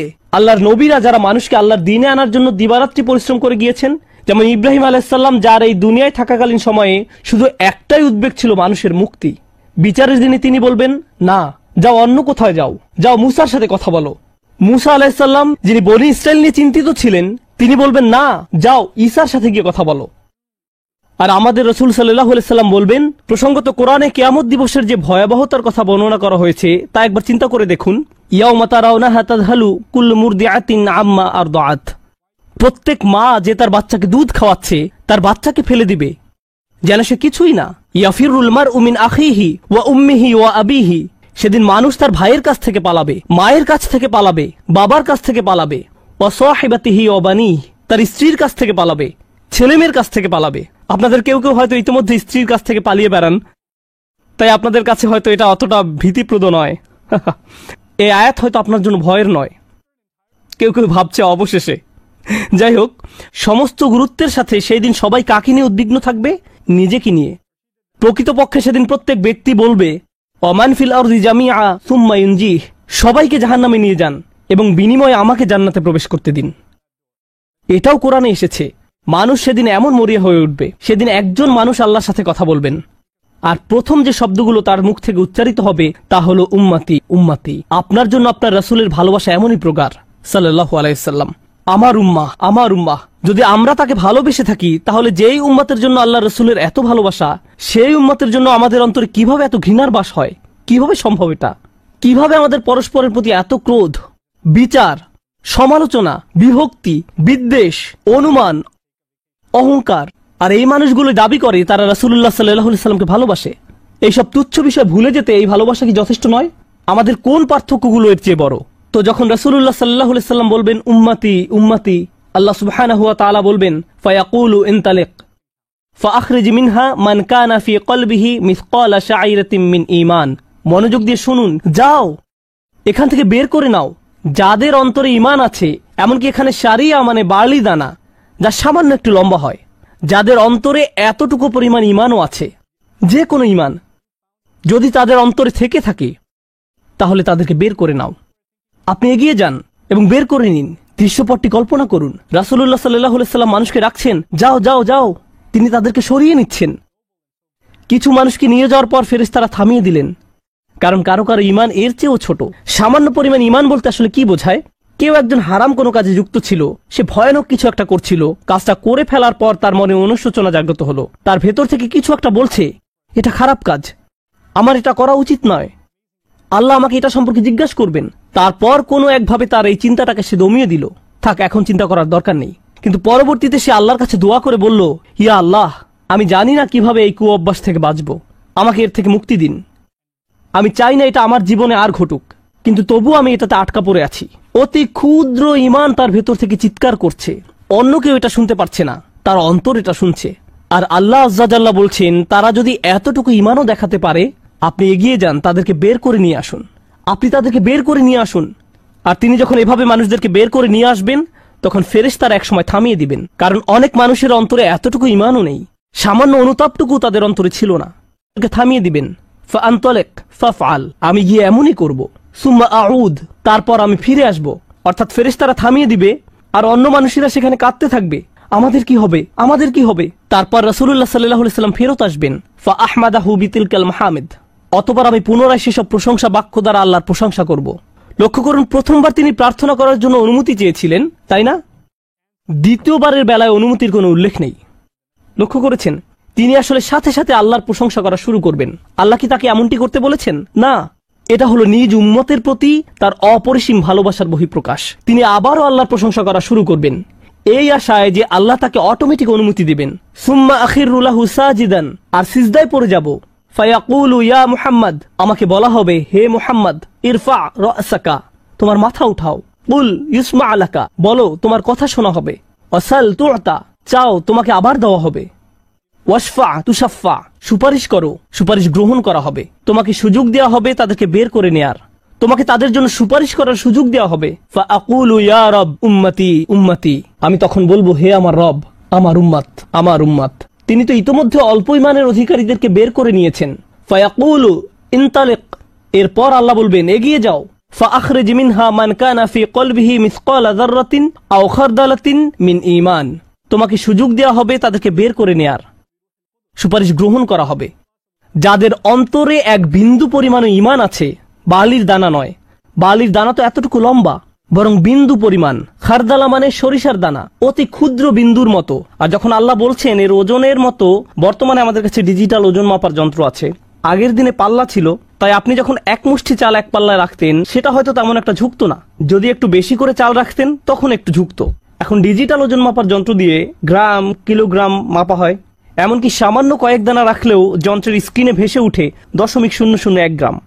এখন শুধু একটি চাল রেখে দেখুন, বা একটি সরিষার দানা রেখে দেখুন, স্ক্রিনে কিছু ভেসে উঠে কিনা? কিছুই হয় না, কিছুই হয় না। আর আল্লাহ বলছেন, আমি তোমার সুপারিশের কারণে, রাসূলুল্লাহ সাল্লাল্লাহু আলাইহি সাল্লামের দোয়ার কারণে এমন মানুষদেরকেও মুক্তি দিব যাদের ঈমান এমনকি এই দুনিয়ায়ও মাপা যায় না, এই দুনিয়ায়ও মাপা যায় না। প্রসঙ্গত, আপনি যদি একটি দানা খান, বুঝতে পারবেন যে কিছু খেয়েছেন? আপনি এমনকি বুঝতেও পারবেন না। এটা হলো এমন ধরনের ঈমান যার আছে, এটা সে নিজেও ভালোভাবে বুঝতে পারে না। এমনকি তারা নিজেরাও ঠিকমতো বুঝে উঠতে পারে না যে ঈমান আছে, আর অন্যরা কিভাবে বুঝবে? আর কেউ যদি একটি দানা আহার করে, এটা তাদের পুষ্টি সাধনে তেমন কোনো ভূমিকা রাখতে পারে না, এটা শরীরের জন্য যথেষ্ট পরিমাণের খাবার নয়। ঠিক তেমনি যার সরিষার দানা পরিমাণ ঈমান ছিল, সেই ঈমানও একটি ভালো জীবন অতিবাহিত করার জন্য তা যথেষ্ট ছিল না। কিন্তু তাদের অন্তরের কোনো এক জায়গায় একটি ইমানের বাস ছিল। আল্লাহ বলছেন, তুমি এমন যাদেরকে পাও তাদেরকেও বের করে নিয়ে আসো। ফাখরিজহু ফাআনতালিক, আমি যাব এবং তাই করব। আর এটা বিশাল এক জনগোষ্ঠী যারা আল্লাহর কাছ থেকে দূরে সরেছিল, তাদের ভেতরে একেবারে ক্ষুদ্র কিছু ইমান ছিল। এরপর তো আর কিছু নেই মনে হচ্ছে, ঘটনা শেষ। কিন্তু রাসূলুল্লাহ সাল্লাল্লাহু আলাইহি সাল্লাম এখানেই থেমে যাননি। ফাআহমাদাহু বিতিলকাল মাহামিদ সুম্মা আখিরু লাহু সাজিদান, তিনি এখানেই থেমে যাননি, তিনি আবারও ফিরে যাবেন এবং আমি সেসব প্রশংসা বাক্য দিয়ে আল্লাহর প্রশংসা করব এবং আবারও সিজদায় পড়ে যাব। ফায়াকুলু ইয়া মুহাম্মদ ইরফা রাসাকা, আমাকে বলা হবে, হে মুহাম্মদ মাথা উঠাও। ওয়াকুল ইসমা আলাকা, বলো তোমার কথা শোনা হবে। ওয়াসাল তুতা, চাও দেয়া হবে। আল্লাহ আজ্জা ওয়া জাল্লা সহজেই বলতে পারতেন, তুমি তো ইতিমধ্যে চেয়েছো এবং তোমাকে দেয়া হয়েছে। কিন্তু তৃতীয়বারের মতো রাসূলুল্লাহ সাল্লাল্লাহু আলাইহি সাল্লামকে বলা হচ্ছে, ওয়াশফা তুশাফা, এগিয়ে যাও, মানুষের জন্য সুপারিশ করো, গ্রহণ করা হবে, তোমাকে তাদের পক্ষে চাওয়ার সুযোগ দেওয়া হবে, আমি তোমাকে এটা দিচ্ছি। ফাআকুলু ইয়া রব উম্মতি উম্মতি, আমার উম্মত আমার উম্মত। এখন চলুন এখানে একটু থামি। যদি আপনি এই সুযোগ পেতেন, আল্লাহ যদি আপনাকে বলতেন তুমি যা চাও তাই পাবে, তুমি চাও দেয়া হবে, যা কিছুই তুমি চাও না কেন, আমাদের বিশাল একটা লিস্ট আছে। রাসূলুল্লাহ সাল্লাল্লাহু আলাইহি সাল্লামকে এই সুযোগ কয়বার দেয়া হয়েছে?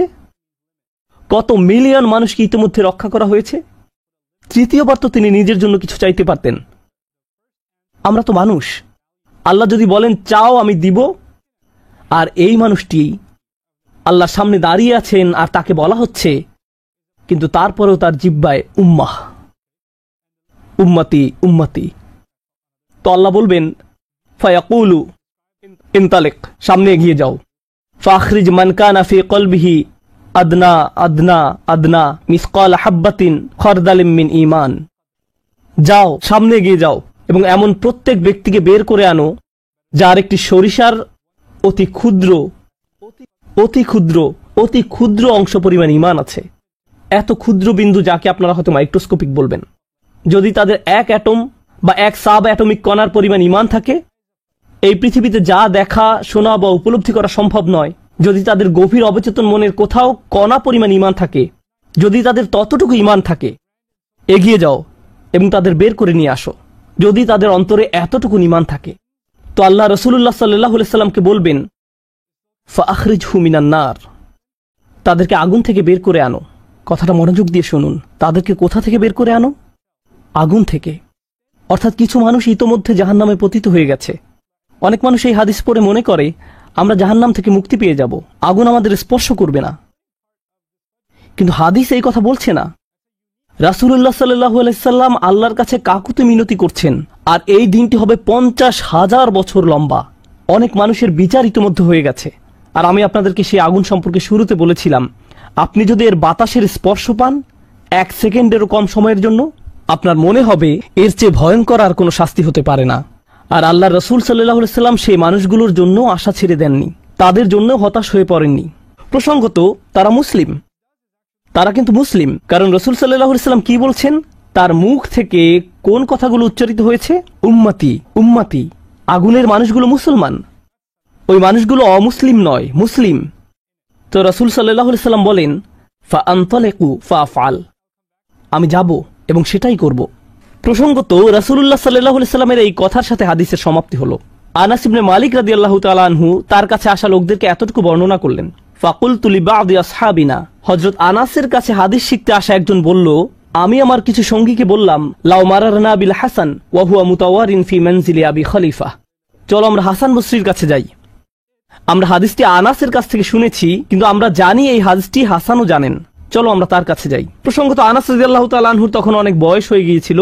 এই হাদিসে কতবার রাসূল সাল্লাল্লাহু আলাইহি সাল্লাম আল্লাহর কাছে গেলেন? 3 বার। রাসূলুল্লাহ সাল্লাল্লাহু আলাইহি সাল্লাম ইন্তেকাল করেছেন বহু বছর আগে। আমরা জেনেছি এই হাদিস হাসান বসরিও জানেন। তারা আগে কখনো এই ধরনের কথা শুনেনি। খুবই আশ্চর্যজনক কথা। এজন্য তারা ব্যাপারটা যাচাই করতে চাচ্ছিলেন যে দেখা যাক হাসান বসরিও একই হাদিস বর্ণনা করেন কিনা। তারা শুনেছে হাসান বসরি বাস করেন আবু খলিফার বাড়ির পেছনের একটি ঘরে। তাই তারা হাসান বসরিকে খুঁজতে লাগলো। তারা তাকে খুঁজে পেলেন। হাদদাসানা আনাস ইবনে মালিক ফাআতাইনাহু ফাসাল্লামনা আলাইহি, তো আমরা তার কাছে এলাম এবং তাকে সালাম দিলাম। ফাআযিনা লানা, তিনি আমাদেরকে প্রবেশের অনুমতি দিলেন। ফাকুলনা লাহু ইয়া আবা সাঈদ, আমরা তাকে বললাম, হে সাঈদের পিতা, জিনাকা মিন ইনদি আখিকা আনাস ইবনে মালিক, আমরা আপনারই ভাই আনাস ইবনে মালিকের নিকট হতে আপনার কাছে আসলাম।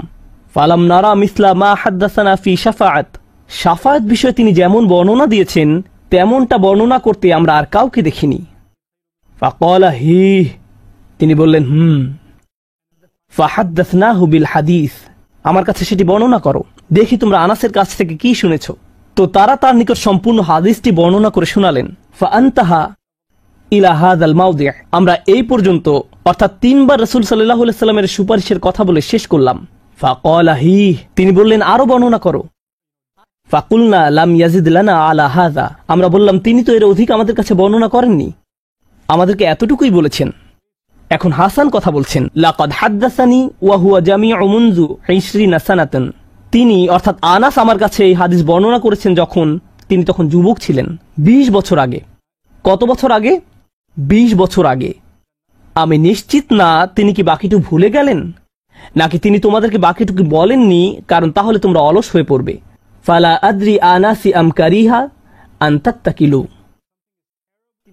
তিনি এরপর বললেন এই হাদিসের চতুর্থ একটি অংশ আছে, আর আমি নিশ্চিত নই তোমাদের বলা উচিত কিনা, কারণ তার এখন বয়স বেশি হয়েছে, তার স্মরণশক্তি ওইভাবে কাজ করছে না, কিন্তু আমার সন্দেহ তিনি তোমাদের বলেননি কারণ তোমরা এতে অলস হয়ে পড়বে। তারা বলল, ইয়া আবা সাঈদ হাদ্দাসানা, আপনি কি আমাদেরকে এটা বলতে পারেন? আমরা আসলেই জানতে চাই। ফাদহিকা, তিনি হাসতে শুরু করলেন। ফাকালা খুলিকাল ইনসানু আজুলা, তিনি কোরআনের একটি আয়াত উল্লেখ করে বললেন, মানুষকে সৃষ্টি করা হয়েছে তাড়াহুড়া প্রবণ করে। মা যাকারতুহু ইল্লা ওয়া আনা আদরি আন উহাদ্দিসুকুম হাদ্দাসানি কামা হাদ্দাসাকুম বিহি, আমি তো বর্ণনার উদ্দেশ্যেই তোমাদের কাছে বিষয়টি উল্লেখ করলাম।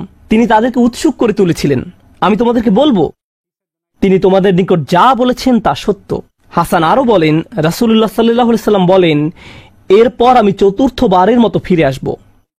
ফা আহমাদাহু বিতিলকাল মাহামিদ, এবং সেসব প্রশংসা বাক্য দিয়ে আল্লাহর প্রশংসা করব, যে বাক্যগুলো আল্লাহ আমাকে দিয়েছেন, যা অন্য কোন সৃষ্টিকে এর পূর্বে দেয়া হয়নি, এবং সিজদায় পড়ে যাব। সুম্মা আখিরু লাহু সাজিদান, তখন বলা হবে, ফায়ুকালু ইয়া মুহাম্মদ ইরফা রাসাকা, হে মুহাম্মদ মাথা উঠাও। ওয়াকুল ইউসমা, বলো তোমার কথা শোনা হবে। ওয়াসাল তুআতা, চাও দেয়া হবে।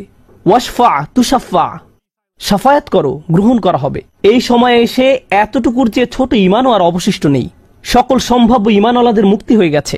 আদনা আদনা আদনা মিসকাল হাব্বা, সবাই মুক্তি পেয়ে গেছে। ফাআকুলু ইয়া রব ইযান লি ফি মান ক্বালা লা ইলাহা ইল্লাল্লাহ, এখন রাসূলুল্লাহ সাল্লাল্লাহু আলাইহি সাল্লাম বলেননি উম্মতি, এইবার তিনি উম্মতি বলেননি, তিনি বলছেন, হে আমার প্রতিপালক, আমাদেরকে তাদের সম্পর্কে শাফায়াত করার অনুমতি দান করুন যারা বলেছে লা ইলাহা ইল্লাল্লাহ, যে এমনকি এই কথা বলেছে, আচ্ছা ঠিক আছে, আমার মনে হয় একজন সৃষ্টিকর্তা আছেন।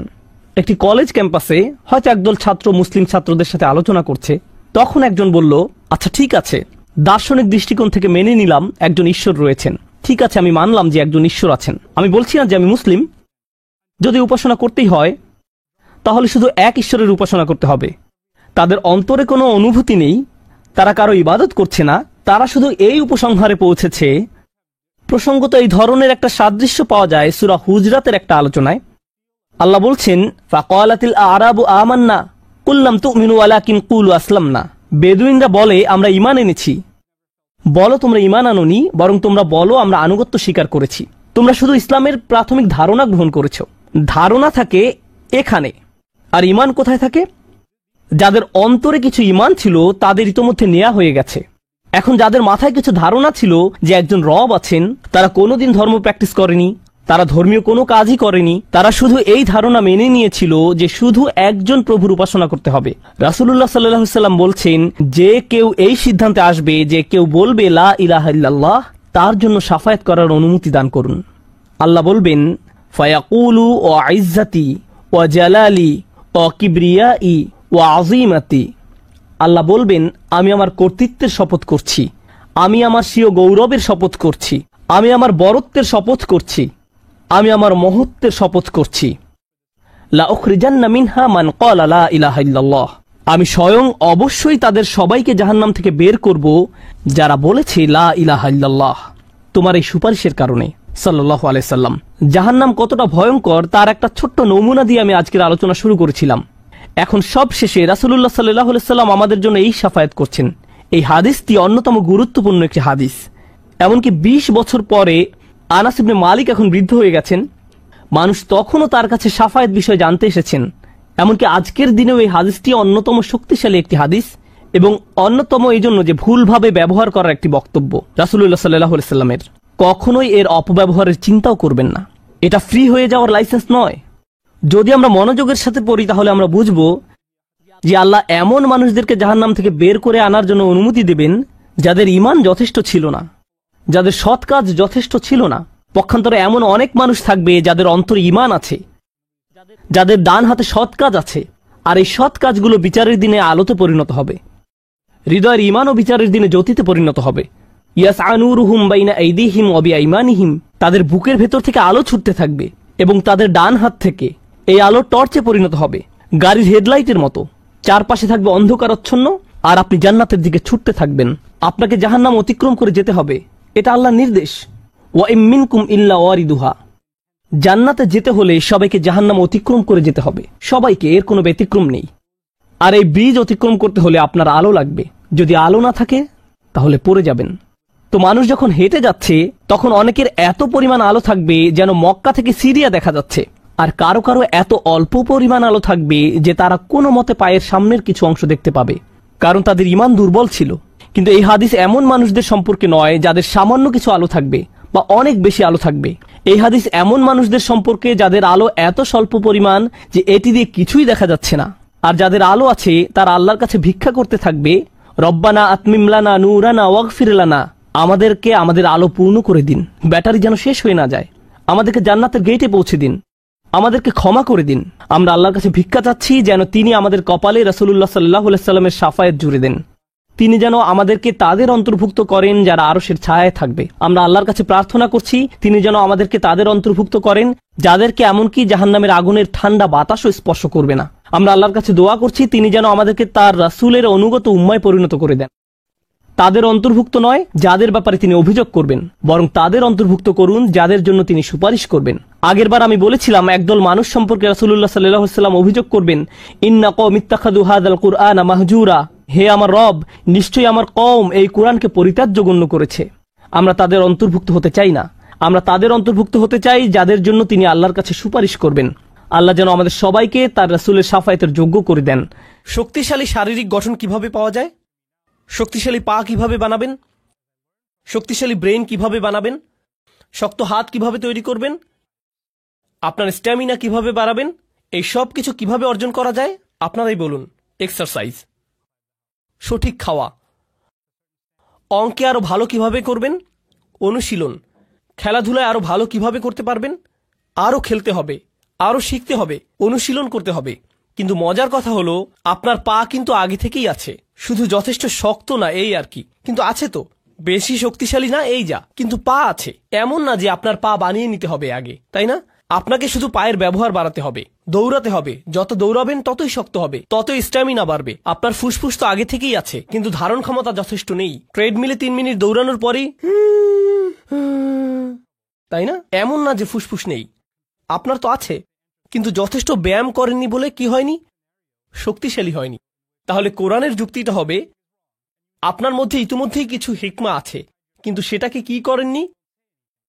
শক্তিশালী করেননি, সেটাকে সেভাবে ব্যবহার করেননি, অ্যাক্টিভেট করেননি, প্রয়োগ করেননি। আল্লাহ যা দেন সেটার যথাযথ ব্যবহার না করলে দুর্বল হয়ে যায়। আল্লাহ আমাকে চোখ দিয়েছেন, একটি চোখ টেপ মেরে বন্ধ করে রাখি 6 মাস, গ্যারান্টি দিয়ে বলতে পারি সেই চোখটি অন্ধ হয়ে যাবে। ব্যবহার না করলে হারাবেন। যেসব রোগী কোমাতে পড়ে থাকে 6 মাস বা বছর যাবৎ, সুস্থ হবার পর দাঁড়াতে পারে না, কারণ মাসল অ্যাট্রফি হয়ে গেছে, পেশিগুলোর ব্যবহার করা হয়নি। তাই আল্লাহ আমার ভেতরে কিছু একটা দিয়েছেন, ভালো সিদ্ধান্ত নেবার ক্ষমতা দিয়েছেন, আমাকে আগে থেকেই দিয়েছেন, কিন্তু সেটার ব্যবহার আমি করছি না। আর যত কম ব্যবহার করব সেই ক্ষমতা ততই দুর্বল হতে থাকবে। এভাবে চললে একসময় নিজেকে বলে বসবো আমার তো সেই সক্ষমতাই নেই, আমি তো এটা করতেই পারি না।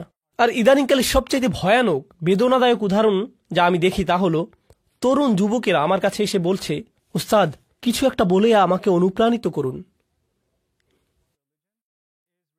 3 ঘন্টা লেকচার দিলাম, এরপর একজন এসে বলছে, উস্তাদ আমাকে মোটিভেট করে কিছু বলুন না দয়া করে। এতক্ষণ তাহলে আমি কি করছিলাম? পাকোড়া বানাচ্ছিলাম? এগুলো কি করছিলাম আমি তাহলে? কিন্তু এরপর নিজে নিজেকে প্রশ্ন করলাম, যখন ওরা বলে যে আমাদের মোটিভেট করুন বা আমার মোটিভেশন দরকার, প্লিজ কিছু বলে আমাদেরকে অনুপ্রাণিত করুন, এরপর দেখুন এই যে এখন তো ইসলামিক মানে ইদানিংকালে মানুষ কিভাবে ইসলামকে গ্রহণ করছে, কিভাবে আমরা ইসলাম শিখছি 30 সেকেন্ডে টিকটক মোটিভেশন দেখে, তাই না? বলুন আসলেই কিনা? মুফতি মেঘ কিছু একটা বলবেন বা আমি কিছু বলবো বা আরেকজন কিছু একটা বললো আর আপনি মোটিভেটেড হয়ে গেলাম, এমনটাই না? এরপর আবার ডিমোটিভেটেড হয়ে যায়, আমার আবার মোটিভেশন লাগবে। জানেন এসব কি? এই সবই আসলে হিকমতের স্বল্পতা। কেন বলছি এটা হিকমত স্বল্পতা? এর অর্থ হলো আমার নিজের ভেতরেই কোনো প্রকারের অনুপ্রেরণা নেই, যেন আমার ভেতর দৃঢ় ইচ্ছাশক্তির সক্ষমতাই নেই। অন্য কাউকে সেই ইচ্ছাশক্তি দিয়ে আমাকে ধাক্কাতে হবে। অন্য কেউ এমন না করলে আমি নিজে আগাতে অক্ষম।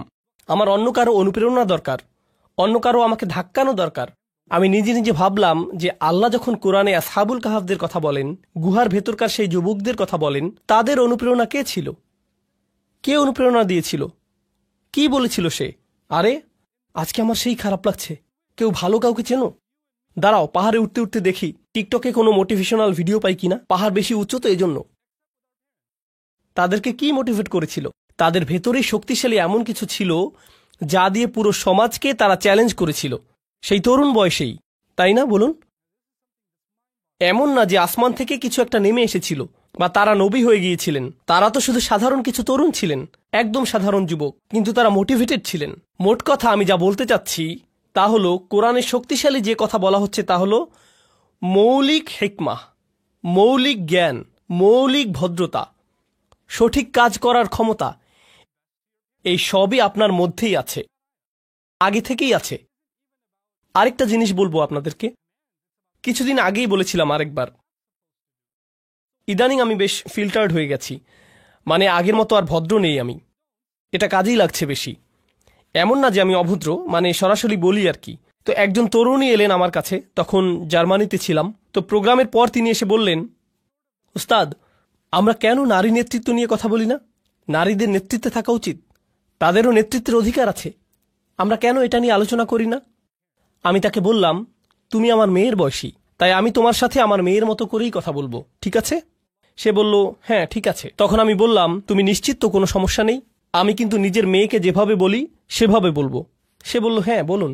তো আমি বললাম, আচ্ছা আমি পুরো পৃথিবীতে এমন মহিলাদের চিনি যারা নিজেরা নেতৃত্বে আছেন। আমি $multi-million কোম্পানি চালাই এমন মহিলাদেরও চিনি। 10,000 কর্মচারী আছে এমন মহিলাকেও চিনি। এমন মহিলাকেও চিনি যিনি বিশ্বজুড়ে শত হাজার মানুষের খাবারের ব্যবস্থা করেন, হাসপাতাল চালান এমন মহিলা চিনি। সরকারে আছেন এমন মহিলাদেরও চিনি।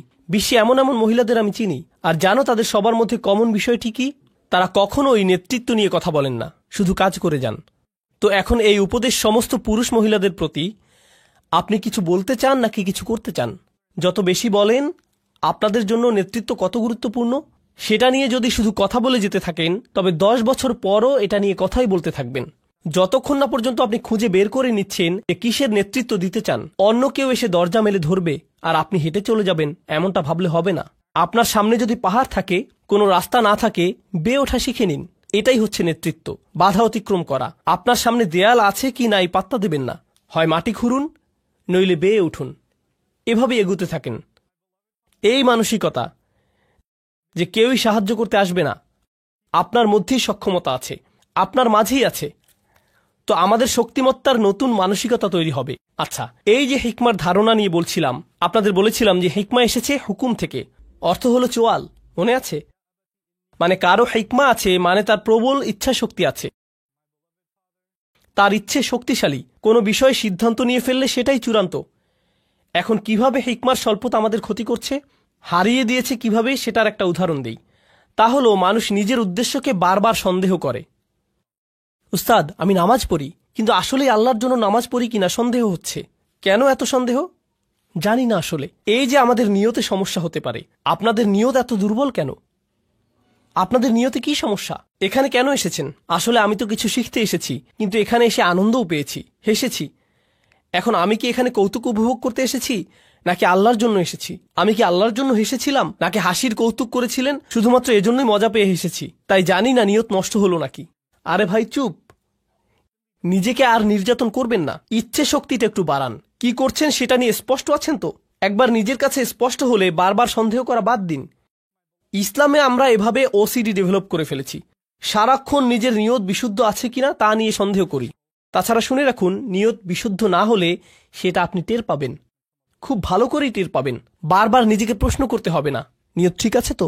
এমন করা লাগবে না আপনার, নিজেই বুঝে যাবেন, বুঝতে পারবেন কোনো একটা সমস্যা হয়েছে। আপনি বুঝবেন যে মূল্যহীন জিনিসের পেছনে ছুটছেন, অন্যের বাহবা খুঁজছেন, মানুষের অ্যাটেনশন খুঁজে বেড়াচ্ছেন, মর্যাদার পেছনে ঘুরছেন। আপনি বুঝতে পারবেন, নিজে নিজেই বুঝবেন। তো যাই হোক, আজকের আলোচনা শেষ করি। তো আমরা দুজন মানুষ নিয়ে কথা বলবো, একজন হলেন নবী আর একজন নবী নন, কিন্তু দুজনের মধ্যে একটা জিনিস মিল আছে, আপনাদেরকে সেটা দেখাবো।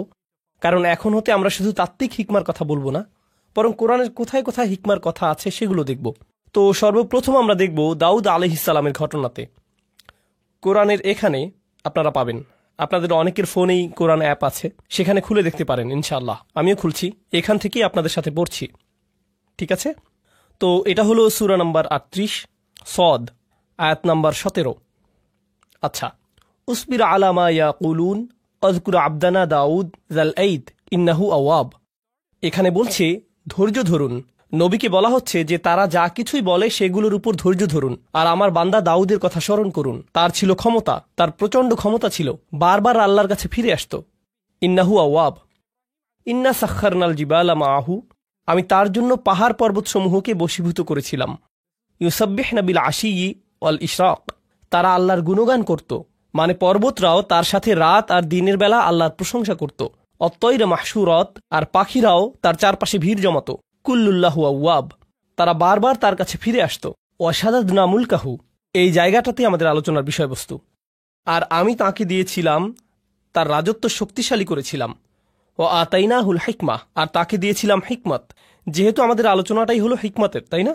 আল্লাহ বলছেন আমি তাকে শক্তিশালী করেছিলাম, তার রাজত্বকে, আর তাকে দিয়েছিলাম হিকমা অফাসলাল খিতাব, আর তাকে দিয়েছিলাম সিদ্ধান্তমূলক বক্তব্য, শক্তিশালী বাগ্মিতা।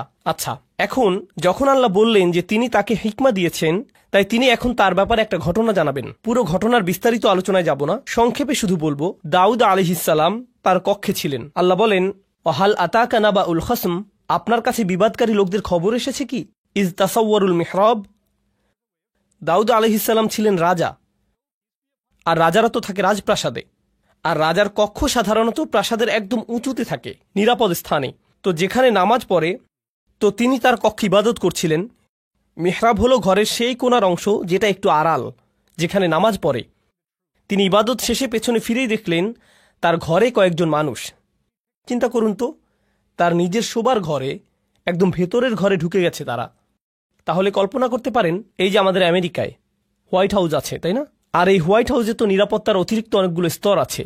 ছাদের উপর স্নাইপার আছে, সিকিউরিটি গার্ড আছে, কুকুর আছে, এই সমস্ত কিছুই আছে ওখানে, তাই না? আর একদম ভেতরে আছে প্রেসিডেন্টের বাসভবন। তো প্রেসিডেন্ট ধরুন বাথরুম থেকে বের হয়ে দেখলেন সেখানে ৬ জন বসে আছে। প্রেসিডেন্ট সাহেব, আমাদের একটা প্রশ্ন আছে, মানে কেউ যদি নিরাপত্তার এতগুলো স্তর পেরিয়ে আসে, তবে এটার মানে কি হবে?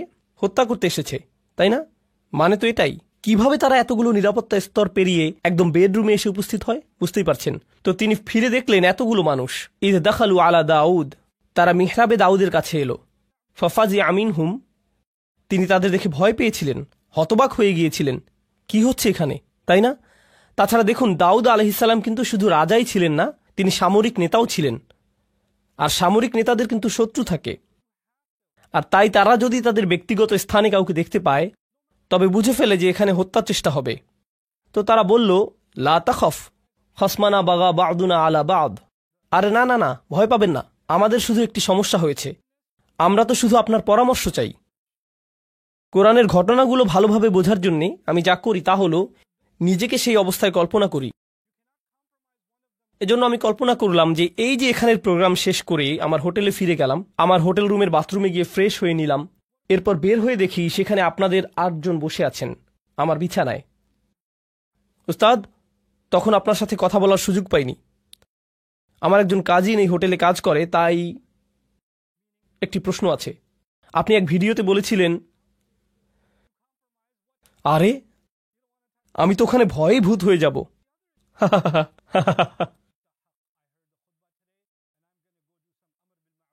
বুঝতে পারছেন কিরকম ভয়ের পরিস্থিতি হবে সেটা?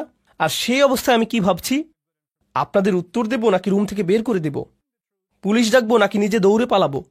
আমার মাথায় যেই জিনিসটি কখনই আসবে না তা হলো, আরে আরে আরামে বসুন, হ্যাঁ সুন্দর, নিজের ঘর মনে করেই বসুন না আপনারা, কোনো সমস্যা নেই। কি খাবেন, চা নাকি কফি? হ্যাঁ ওখানে বসুন, জুতো ওখানে, হ্যাঁ সুন্দর। অলা তুস্তিত ওয়াউহদিনা ইলা সাওয়া আস-সিরাত। তো তারা বলল, আপনি কি আমাদের মধ্যে বিচার করে দেবেন? ভুল উত্তর দেবেন না কিন্তু, এমনটাই তারা বলল। লা তুস্তিত, আজে বাজে উত্তর দেবেন না। এরপর বলল, আমাদের সঠিক পথ দেখান। ইনি হলো আমার ভাই, তার ৯৯টি ভেড়া আছে, আমার আছে একটি। ফাকাল আকফিলনিহা, আর সে বলছে তোমার ভেড়াটিও আমাকে দিয়ে দাও। ও আজ্জানি ফিল খিতাব, আর সে আমার সাথে চিৎকার চেঁচামেচি করে, ভয় দেখায়, ধমকিয়ে কথা বলে। আজ্জা মানে কারো উপরে ক্ষমতা থাকা, মানে সে নিজের ক্ষমতা প্রয়োগ করে। ৯৯টি ভেড়া মানে সে বেশি ধনী, মানে তার বেশি চাকর বাকর আছে, প্রভাব প্রতিপত্তি আছে। সেই প্রভাব খাটিয়ে সে আমার সাথে বাজে ব্যবহার করে, বলে তোমার ভেড়া দিয়ে দাও। আরে দাও না, কি করবে তুমি ওটা দিয়ে? ভেড়ার ব্যবসা করতে জানলে তোমার শুধু একটি থাকতো না, বুঝতে পারছো? তাই আমাকে দিয়ে দাও, সেটাই ভালো হবে। সে এভাবেই আমাকে ধমকাধমকি করে। ওটা বাদ দেন, আপনাদের এটার নতুন ভার্সন বোঝাচ্ছি। কারণ কিছুদিন আগে আমি পাকিস্তান থেকে এসেছি, সেখানে এমন দেখেছি কিছু মানুষ আছে যে বড় বড় হাউজিং কমপ্লেক্স তৈরি করে, তাই না? হাউজিং কমিউনিটি, অ্যাপার্টমেন্ট কমপ্লেক্স ইত্যাদি, মানে ডিএইচএ, ডিওএইচএস এরকম আর কি। তারা দেখা যায় ৫,০০০ বাড়ি বানাবে। এসব কমিউনিটির বড় দেয়াল থাকবে, বড় গেট থাকবে, অনেক সিকিউরিটি গার্ড থাকবে। আপনি এর বাইরে থাকেন, তার মানে কি? রাস্তায় গেলে সাইকেল ওদিকে যায়, রিক্সা ওদিকে যায়, বাস চলে যায় ওদিক দিয়ে, ট্রাক আরেক দিক দিয়ে। বাহিরের হাইওয়ে এমনই তো, তাই না? মানে সত্যি সত্যি ফ্রিওয়ে। ঠিক এই শব্দের প্রকৃত অর্থ আমি এখানে বুঝেছিলাম, একদম ফ্রি, যেভাবে ইচ্ছা যাও, ফ্রিওয়ে।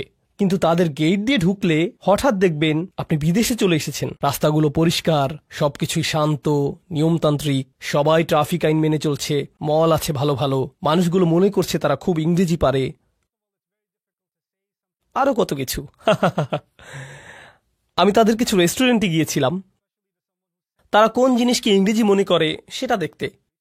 দোস্ত, হোয়াট দ্য হেল ইয়া, মানে কি যে মজা লাগে, খাবারের চাইতেও বেশি মজা এগুলো শুনতে।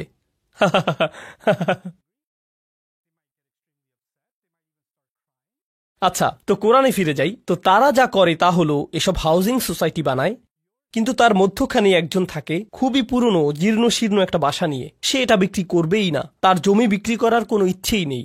তারা তখন কি করে জানেন? তার আশেপাশে সমস্ত জায়গায় বিল্ডিং তুলে দেয়,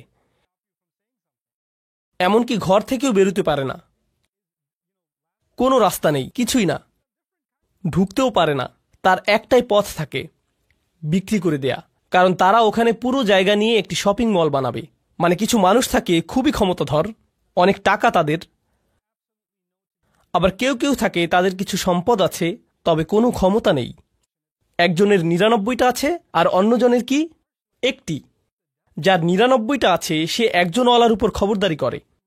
সেটা পাকিস্তানে হয়, আমেরিকাতেও হবে, অস্ট্রেলিয়াতে হয়, বাংলাদেশে, জার্মানিতে হয়, পুরো পৃথিবীতেই এমন হয়, ঠিক না? কখনো সরকারও জনগণের সাথে এমন করে, তাই না? বিজনেস পার্টনার অন্য বিজনেস পার্টনারের সাথে করে, বড় ব্যবসা প্রতিষ্ঠানগুলো ছোট প্রতিষ্ঠানের সাথে করে, সব সময়ই হয়। এখন দাউদ আলাইহিসসালামের কথাগুলো শুনুন, এরপর আসলে আমি কথায় আসছি।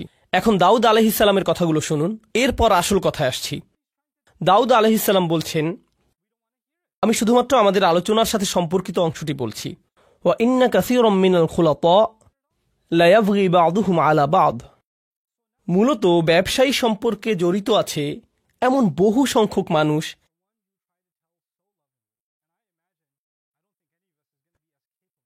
আর প্রেক্ষাপট থেকে বুঝতে পারছেন যে কে কার সাথে জুলুম করছে। যার কাছে বেশি আছে সেই দেখা যায় তুলনামূলক দরিদ্রের সাথে জুলুম করে, ঠিক কিনা? আর যার ক্ষমতা আছে সে অন্যদের ভয় দেখায়। এটা সবখানেই হয়। খুলাতা এর মূল অর্থ হলো যেসব মানুষের জীবন একে অন্যের সাথে জড়িত। যেমন ধরুন পরিবার, তাই না? তো ধরুন কোনো এক পরিবারে একজন পিতা আর 6 জন পুত্র আছে। ঠিক আছে, এক পুত্র অন্যদের চাইতে বেশি ধনী আর রাজনৈতিক কানেকশনও আছে। বাকি ভাইদের এমনটা নেই, অথবা 2 জনের এরকম আছে, বাকি 4 জনের নেই। এখন উত্তরাধিকার সম্পদ গ্রহণের সময় আসলে বুঝতেই পারছেন কারা কারা তাদের অংশ সঠিকভাবে পাবে না, তাই না? কারণ যাদের ক্ষমতা আছে তারা যাদের ক্ষমতা নেই তাদের সরিয়ে দেবে, কিংবা তাদের হয়তো কিছুই দেবে না, ঠিক কিনা? তো এই ধরনের জিনিস তো ঘটেই।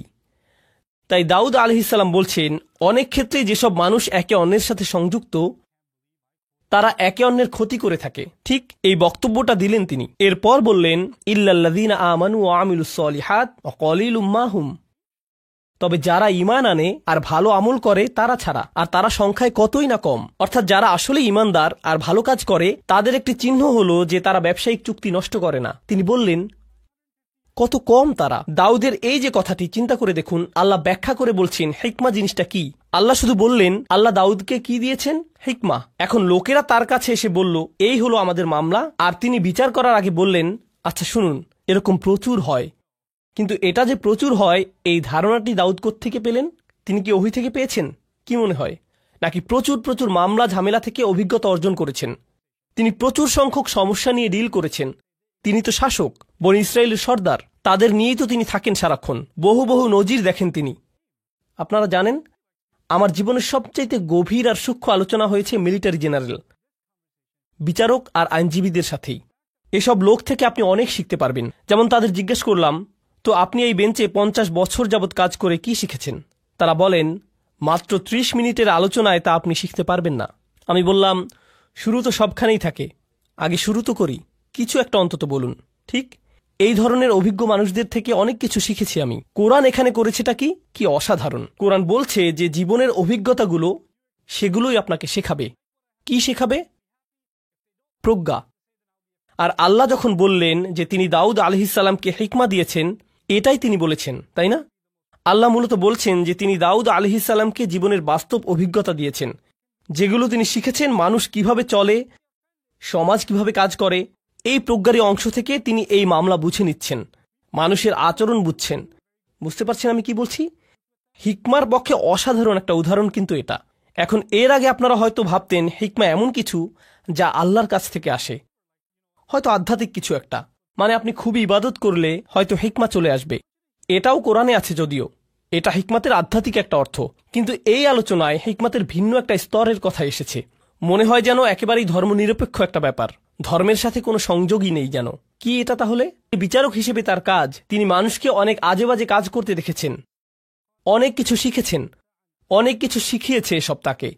আমার মতো কোরআনের একজন ছাত্রের জন্য এতে কি হয় জানেন? এতে কি হয়, যখন আমি কোরআনের ভেতর কোনো কিছু শিখছি, যেমন ধরুন এখন শিখছি তালাকের আয়াতটা, আগামীকাল আমরা তালাকের এই আয়াত নিয়ে কথা বলবো, কারণ এখানেও হিকমার প্রসঙ্গ এসেছে। সেটা বেশ মজার একটা আলোচনা হবে। তো যাই হোক, যদিও এরপরেই আমি চলে যাব। তো যাই হোক, কিন্তু এই বিষয়টা যে কারণে তুলেছি তা হলো, আপনি যখন তালাকের আয়াত দেখেন, কিংবা যখন তালাকের কেসগুলো দেখেন, তালাক সম্পর্কিত বিচারকদের দেখেন যে তারা কি কি খেয়াল করেন, তাদেরকে বাস্তব জীবনের অবস্থাগুলো ভালোভাবে দেখতে হয়, সেখান থেকে শিখতে হয়।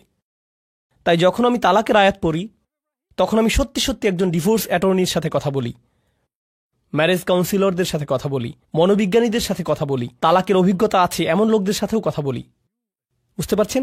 এর কারণ এই আয়াতগুলো বুঝতে যে এই হিকমা প্রয়োজন সেটা তাদের আছে। কি ধরনের হিকমা আছে তাদের? জীবনের অভিজ্ঞতা। খোদ কোরআনেই দাউদ আলাইহিস সালামের মাধ্যমেই হিকমার এই ধরনকে স্বীকৃতি দেওয়া হয়েছে। দাউদ আলাইহিস সালামের হিকমা মূলত হলো জীবনের অভিজ্ঞতা। তো আমি যা বলছি তা হলো, কোরআন হিকমার সংজ্ঞায় বেশ বিস্তৃত পদ্ধতি নিয়েছে, আর আমরা এই সবগুলো উদাহরণ দেখব। হিকমার নতুন একটা দৃশ্য সম্পর্কে জানব। যেমন আপনাদের দাদা দাদিরা কিন্তু নিজেদের জীবনের অভিজ্ঞতা থেকে অনেক কিছুই শেখাতে পারেন। আমাদের সমাজের মুরব্বীরা তো হলেন হিকমার পুকুর, অথচ কেউ পাত্তা দিচ্ছে না। কি কি শিখলেন জীবন থেকে? এভাবে জিজ্ঞেস করে আমরা উপকার নিচ্ছি না তাদের থেকে। বিভিন্ন পেশার মানুষ আছেন যারা জীবন থেকে কত কিছু যে শিখেছেন, কত কিছুই না দেখেছেন। যেমন একটি হিকমতের কথা আপনাদের বলবো, যেটা আমার পক্ষে জানা অন্যভাবে সম্ভবই ছিল না। নেভির একজন জেনারেলের সাথে আমার একবার দেখা হয়েছিল। আমি বলবো না কোন নেভি, কিন্তু তাদের সাথে দেখা করেছি। সেই সময় আমি সূরাতুর রহমান নিয়ে গবেষণা করছিলাম। আর সূরা আর রহমানে আল্লাহ বলেন মারাজাল বাহরাইনি ইয়ালতাকিয়ান বাইনাহুমা বারযাখুল লা ইয়াবগিয়ান, তাই না? তিনি দুটো সমুদ্রের কথা বলেছেন, যেই দুটো সমুদ্র মিলিত হয়। তার সাথে তিনি মুক্ত আর প্রবালের কথা বললেন। এরপর তিনি পাড়ি দেয়া জাহাজের কথা বললেন, লাহুল জাওয়ারিল মুনশাআতু ফিল বাহরিকাল আলাম। ঠিক এরপরেই তিনি বলেন কুল্লু মান আলাইহা ফান, সবাই মারা যাবে, সবাইকে মরতে হবে। তো তিনি সাগর নিয়ে কথা বললেন, মৃত্যু নিয়ে কথা বললেন। আমি সবসময় ভাবতাম যে এখানে সাগর আর মৃত্যুর মধ্যে নিশ্চয়ই কোনো সংযোগ আছে। তাহলে যে সাগরেই জীবন পার করেছে তাকে জিজ্ঞেস করার চাইতে ভালো আর কি হবে? তাই আমি সেই জেনারেলকে জিজ্ঞেস করলাম, আপনি তো পুরোটা জীবন সাগরে পার করেছেন, এই আয়াত সম্পর্কে বলুন তো, এটা পড়লে আপনার কি মনে হয়? তিনি বললেন, শুনুন, যখন জাহাজ ডকইয়ার্ড ছেড়ে যায়, সেই নাবিক যখন জাহাজের ডেকে থাকে, তখন এমন একটা দিনও যায় না যে সে ঘুমোতে যাবার পূর্বে বা ঘুম থেকে উঠে প্রথমেই মৃত্যুর কথা মনে করে না। কারণ আপনি হয়তো ভাবছেন আশেপাশে পানি, কিন্তু সে সারাক্ষণই মৃত্যুই দেখতে পাচ্ছে। যে কোনো সময় সুনামি আসতে পারে, জাহাজ নষ্ট হতে পারে, কোনো কিছু আক্রমণ করতে পারে, কিছু একটা হয়ে নিচে ফুটো হয়ে যেতে পারে, মানে যে কোনো কিছুই হতে পারে। ঠিক তো তারা সারাক্ষণই মৃত্যুকেই যেন দেখছে। যে লোক তার জীবন সাগরে পার করে দিয়েছে, তার কাছ থেকে এই প্রজ্ঞা না পেলে আমি কিন্তু কখনোই সাগর আর মৃত্যুর মাঝে এই যে অসাধারণ সূক্ষ্ম সম্পর্ক, সেটা ধারণাই করতে পারতাম না। তারাই কিন্তু একদম নিজের অভিজ্ঞতা থেকে বুঝিয়ে দিতে পারবেন ওর মধ্যে সম্পর্কের কথা। এই গুরুত্বপূর্ণ জিনিসটাই আমি চাচ্ছিলাম আজকে আপনাদেরকে বোঝাতে। এই যে হিকমাহ আর জীবনের অভিজ্ঞতার মাঝে সম্পর্কটি, এটা কিন্তু কোরআনেই আছে। পরের ঘটনাটি হয়তো বলার সময় পাবো না আজকে, আচ্ছা তবুও একদম সংক্ষেপে বলি। এই দ্বিতীয় ঘটনাটি হলো আধ্যাত্মিক প্রজ্ঞা সম্পর্কিত, জীবনের অভিজ্ঞতা প্রসূত প্রজ্ঞা নয়। কি সম্পর্কিত? আধ্যাত্মিক হিকমাহ। তা কোরআন থেকে নয়, ওহী থেকে নয়, নবুয়ত থেকেও নয়, বরং সেটা আসছে লুকমানের উদাহরণ থেকে। আল্লাহ লুকমানকে হিকমা দিয়েছিলেন, কিন্তু সেই হিকমা কি ছিল?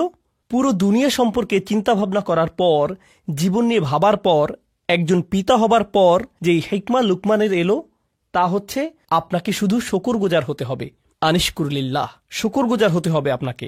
এখন যে কোনো বাবা মাই কিন্তু এটা জানেন, জীবন কি সহজ নাকি কঠিন? জীবন অনেক কঠিন। জীবনের প্রত্যেক ধাপই নিজস্ব এক কাঠিন্য নিয়ে আসে। সন্তান প্রতিপালন আরেক ধরনের কঠিন কাজ। বাচ্চাদের যখন বয়স বাড়ে, তাদের প্রত্যেক বয়সে জীবন নতুন নতুন জটিলতা নিয়ে হাজির হয়। আপনি ভাবছেন এখনই সবচাইতে কঠিন ধাপ, কিন্তু পরের বছর ভাবেন আরে এই বছর তো আরো অনেক কঠিন। আপনি যখন ডায়পার বদলাচ্ছেন তখন বলেন হায় আল্লাহ, এই বাচ্চা এত ডায়পার কিভাবে নষ্ট করে, তাই না? কবে শেষ হবে এই কষ্ট? এই পিতামাতাই যারা একটা সময়ে ঘুমের অভাবে মরেই যাচ্ছিল, 2 ঘন্টা পর পর উঠতে হচ্ছে, ঢেকুর তুলে দিতে হচ্ছে, ন্যাপি পরিষ্কার করতে হচ্ছে, আরো কত কি। 19 বছর পর তারাই আবার বলেন যখন তোর ডায়াপার পরিষ্কার করতাম সেই সময়টা মিস করি, তখনই তুই ভালো ছিলি, আর এখন তো জ্বালা সহ্য করতে হয়। নতুন পরীক্ষা। লুকমানের জীবন খুব সহজ ছিল না। তার জীবনের অভিজ্ঞতাগুলো তাকে আধ্যাত্মিক এক প্রজ্ঞা দিয়েছেন। কি সেই আধ্যাত্মিক প্রজ্ঞা? আল্লাহর প্রতি কৃতজ্ঞ হও। আর তিনি বলছেন যেই কৃতজ্ঞ হবে, কি অসাধারণ হিকমা দেখুন, যেই কৃতজ্ঞ হবে সে মূলত কৃতজ্ঞ হয় কিসের জন্য? কি বলছেন তিনি? অমাইয়াশকুর ফা ইন্নামা ইয়াশকুরু লি নাফসিহি। যেই শুকরগুজার হবে সে তো নিজের কল্যাণেই শুকরগুজার হবে। ব্যাপারটা অসাধারণ। আমি যদি কৃতজ্ঞ বান্দা হতে পারি তাহলে জীবনে সেগুলোতে আটকে থাকবো না, সেগুলো নিয়ে দুঃখ পেতে থাকবো না। আমার সাথে মন্দ কিছু হলে সেটা নিয়ে বারবার দুঃখ প্রকাশ করি না, সেটা দিয়েই জীবন আটকে রাখি না। জানেন কেন? কারণ আমি এর বদলে কি ধরেছি? কৃতজ্ঞতা। কৃতজ্ঞতা মানে জীবনে যা কিছুই অতীতে হোক না কেন, আমি সেটার ভালো দিকটি খুঁজি। ভালো দিক না খুঁজলে আপনি কখনোই কৃতজ্ঞ হতে পারবেন না, সেটা অসম্ভব। আর এখন যেহেতু আপনি ভালো দিকটি দেখা শুরু করেছেন, জীবনে যা কিছুই মন্দ হোক না কেন, ভবিষ্যতের ব্যাপারে আপনার দৃষ্টিভঙ্গি কেমন হবে? ইতিবাচক, পজিটিভ। কিন্তু নিজের জীবনের অতীতে ফিরে তাকালে, পেছনে ফিরে তাকালে যদি কখনো ভাবেন কত ভয়ানক ঘটনা ঘটেছে, কত কষ্ট পেয়েছেন, অনেক কঠিন ছিল ঠিকই, কিন্তু যদি সেটা নিয়েই পড়ে থাকেন, তাহলে কি ধরনের মানসিকতা গড়ে উঠবে? আমার সাথে এত খারাপ হলো, আর তো জীবনে কখনোই ভালো কিছু হবে না। আমার সাথে শুধু খারাপই হয়। সারাক্ষণ আমি বিপদে পড়তে থাকি, শুধু আমার সাথেই কেন এমন হয়? মনোভাব এভাবেই বদলে যায়। কারণ শকর নেই যে। কারণ যদি আপনার মাঝে শকর থাকতো, তবে কৃতজ্ঞতা বোধও থাকতো। শকরগুজারি সবার আগে নিজের উপকার করে। অমা ইয়াশকুর ফা ইন্নামা ইয়াশকুরু লিনাফসিহি। কি অসাধারণ একটি হিকমত বলুন। এটা কিন্তু হচ্ছে আধ্যাত্মিক প্রজ্ঞা। এমনকি আমি তো বলবো এটা এক ধরনের মনস্তাত্ত্বিক প্রজ্ঞা। জানেন, আমেরিকাতে মানুষ ঘন্টায় $350 দিয়ে সাইকোলজিস্টের কাছে কি শুনতে যায়? আপনার কিছু পজিটিভ সাইকোলজি লাগবে। আমি কি শুধু সূরাতুল লুকমান পড়তে পারতাম না? আরে এমন করলে তো আমার অনেক টাকাও বাঁচত, আবার অনেক সোয়াবও পেতাম, তাই না? আর তাই হিকমার এই প্রথম অংশটি হলো আমার অভিজ্ঞতা নিয়ে কিভাবে চিন্তা করব আর আল্লাহ সম্পর্কে কিভাবে ভাবব। হিকমার দ্বিতীয় অংশে চলে যাই তাড়াতাড়ি, এরপর আজকের সেশন শেষ। আজকের এটাই শেষ বিষয়। লুকমান রাদিয়াল্লাহু আনহু তার ছেলেদের বললেন, কোনো পাপ কাজই ছোট নয়, এমনকি সবচাইতে ছোট কাজও আল্লাহ বের করে আনবেন। কোনো পাপ কাজই ছোট নয়। আমি যেই মূল বিষয়টি বলতে চাচ্ছি তা হলো যে কোনো পাপ কাজই কি নয়, ছোট নয়, এমনকি মাইক্রোস্কোপিক লেভেলের কাজও নয়, এমনকি পাথরের ভেতরে থাকলেও আল্লাহ বের করে আনবেন। ইয়াতি বিহাল্লাহ, আল্লাহ খুবই সূক্ষ্ম, আল্লাহ খুবই সুনির্দিষ্টভাবে করেন। আপনার পাপ কাজকে কখনোই ছোট করে দেখবেন না। আর তাছাড়াও আরও যোগ করি, এর বিপরীতে আপনার কিসের ক্ষমতাকেও ছোট করে দেখবেন না? ভালো কাজের। এমন ভাববেন না যে আরে এসব করে কী বা হবে, ইনফ্লুয়েন্সার তো আর হতে পারলাম না, লাখ লাখ ভিউ তো আর পেলাম না। বুঝতে পারছেন? এই আয়াতগুলো নিজেই পড়াশোনা করে দেখুন না, এখানকার আয়াতগুলো দেখলেই বুঝবেন। তিনি তার ছেলেদেরকে বলছেন, অন্যদের দিকে বাজেভাবে তাকাবে না, বিনয়ের সাথে চলাফেরা করো। তার পুত্রদেরকে বলছেন যে কোথাও যাবার সময়ে উদ্দেশ্য নিয়ে যেন যায়, উদ্দেশ্যহীন চলাফেরা যেন না হয়। অক্সিদ ফি মাশিক। আর তিনি তার ছেলেকে আওয়াজ নিচু করতে বলছেন, তার ক্রোধ নিয়ন্ত্রণ করতে শেখাচ্ছেন, ভদ্রতা শেখাচ্ছেন, তাই না? জীবনের উদ্দেশ্য শেখাচ্ছেন। সে ঘর থেকে বের হবার সময় যেন তার আসল উদ্দেশ্য থাকে, জীবন যেন অর্থবহ ও উদ্দেশ্যপূর্ণ হয়। এসব জিনিসের বেশিরভাগই তিনি তাকে নিজের চেহারার ভাবভঙ্গিও নিয়ন্ত্রণ করতে বলছেন। লা তুসঈর খদ্দাকা লিন্নাস, মানুষের দিকে গাল ফুলিয়ে তাকাবে না, মানুষের চেহারায় বিকৃত করবে না। বেশিরভাগ মানুষ কি মনে করে, এগুলো ছোট ব্যাপার নাকি বড় ব্যাপার? ছোট বিষয় মনে করে। হজ হলো বড় ব্যাপার, হারাম বিশাল ব্যাপার। বড় কোনো ইবাদত করলে সেটা বড় পুণ্যের কাজ হবে, কিন্তু অন্যের দিকে মন্দভাবে তাকানো এটা তো ছোট্ট বিষয়, কিছুই না। আর এই যে প্রজ্ঞা, তার থেকে কি নিজের ছেলেদেরকে শিখিয়েছেন? সবচাইতে ক্ষুদ্র জিনিসকেও ছোট করে দেখো না। এরপর তিনি উদাহরণ দিলেন এমন সব কাজের সেগুলো মানুষ ছোট মনে করে, কিন্তু আসলে সেগুলো বিশাল কিছু। আল্লাহর চোখে সেগুলোও মূল্যবান।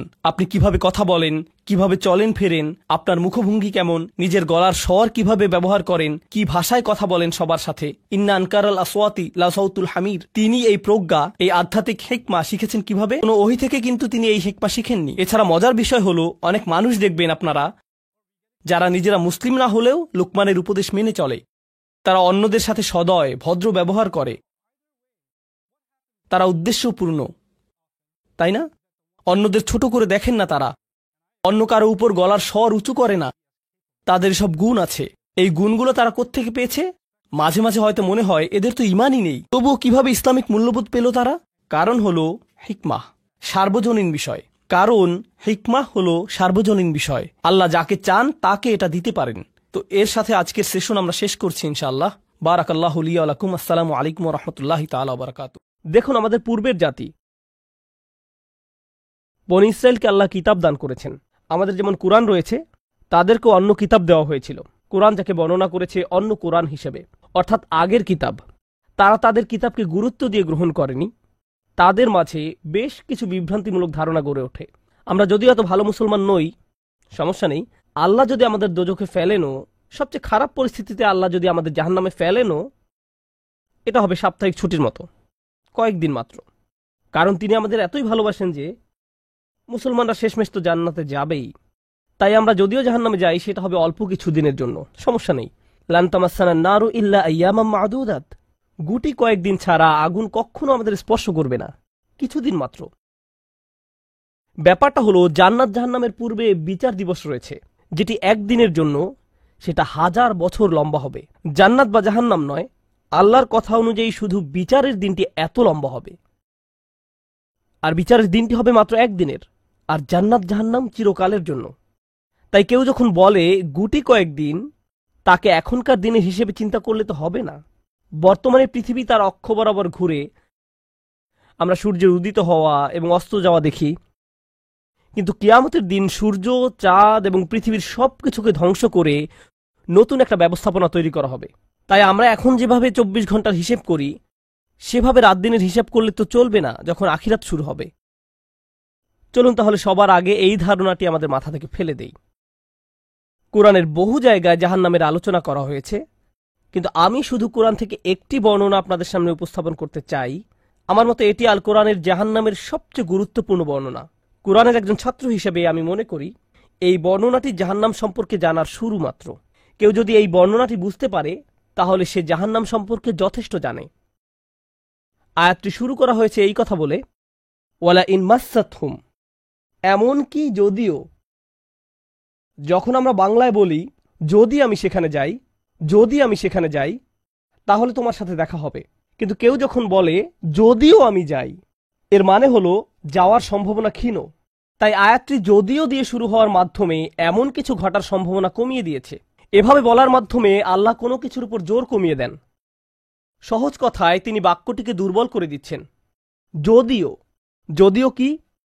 যদিও মাসসাতহুম, যদিও এটা তাদের স্পর্শ করে। আরবিতে মাসসা অর্থ কোনো কিছু যখন আপনাকে সামান্যতম স্পর্শ করে, যেমন কোনো মাছি যখন কোনো মতে স্পর্শ করে। যদি সেকেন্ডের জন্য স্পর্শ করে তখন তাকে বলা হয় মাস। সুতরাং এটা যদি তাদেরকে কোনো মতে স্পর্শ করে 1 সেকেন্ডের জন্য, মাসসাতহুম। এখন কি তাদের স্পর্শ করে? আপনারা হয়তো ভাবছেন আগুন যদি তাদের স্পর্শ করে। আল্লাহ বলছেন নাফহাতুন, একটা হালকা বাতাস যদি তাদের স্পর্শ করে। চলুন এই বাতাস নিয়ে একটু আলোচনা করা যাক।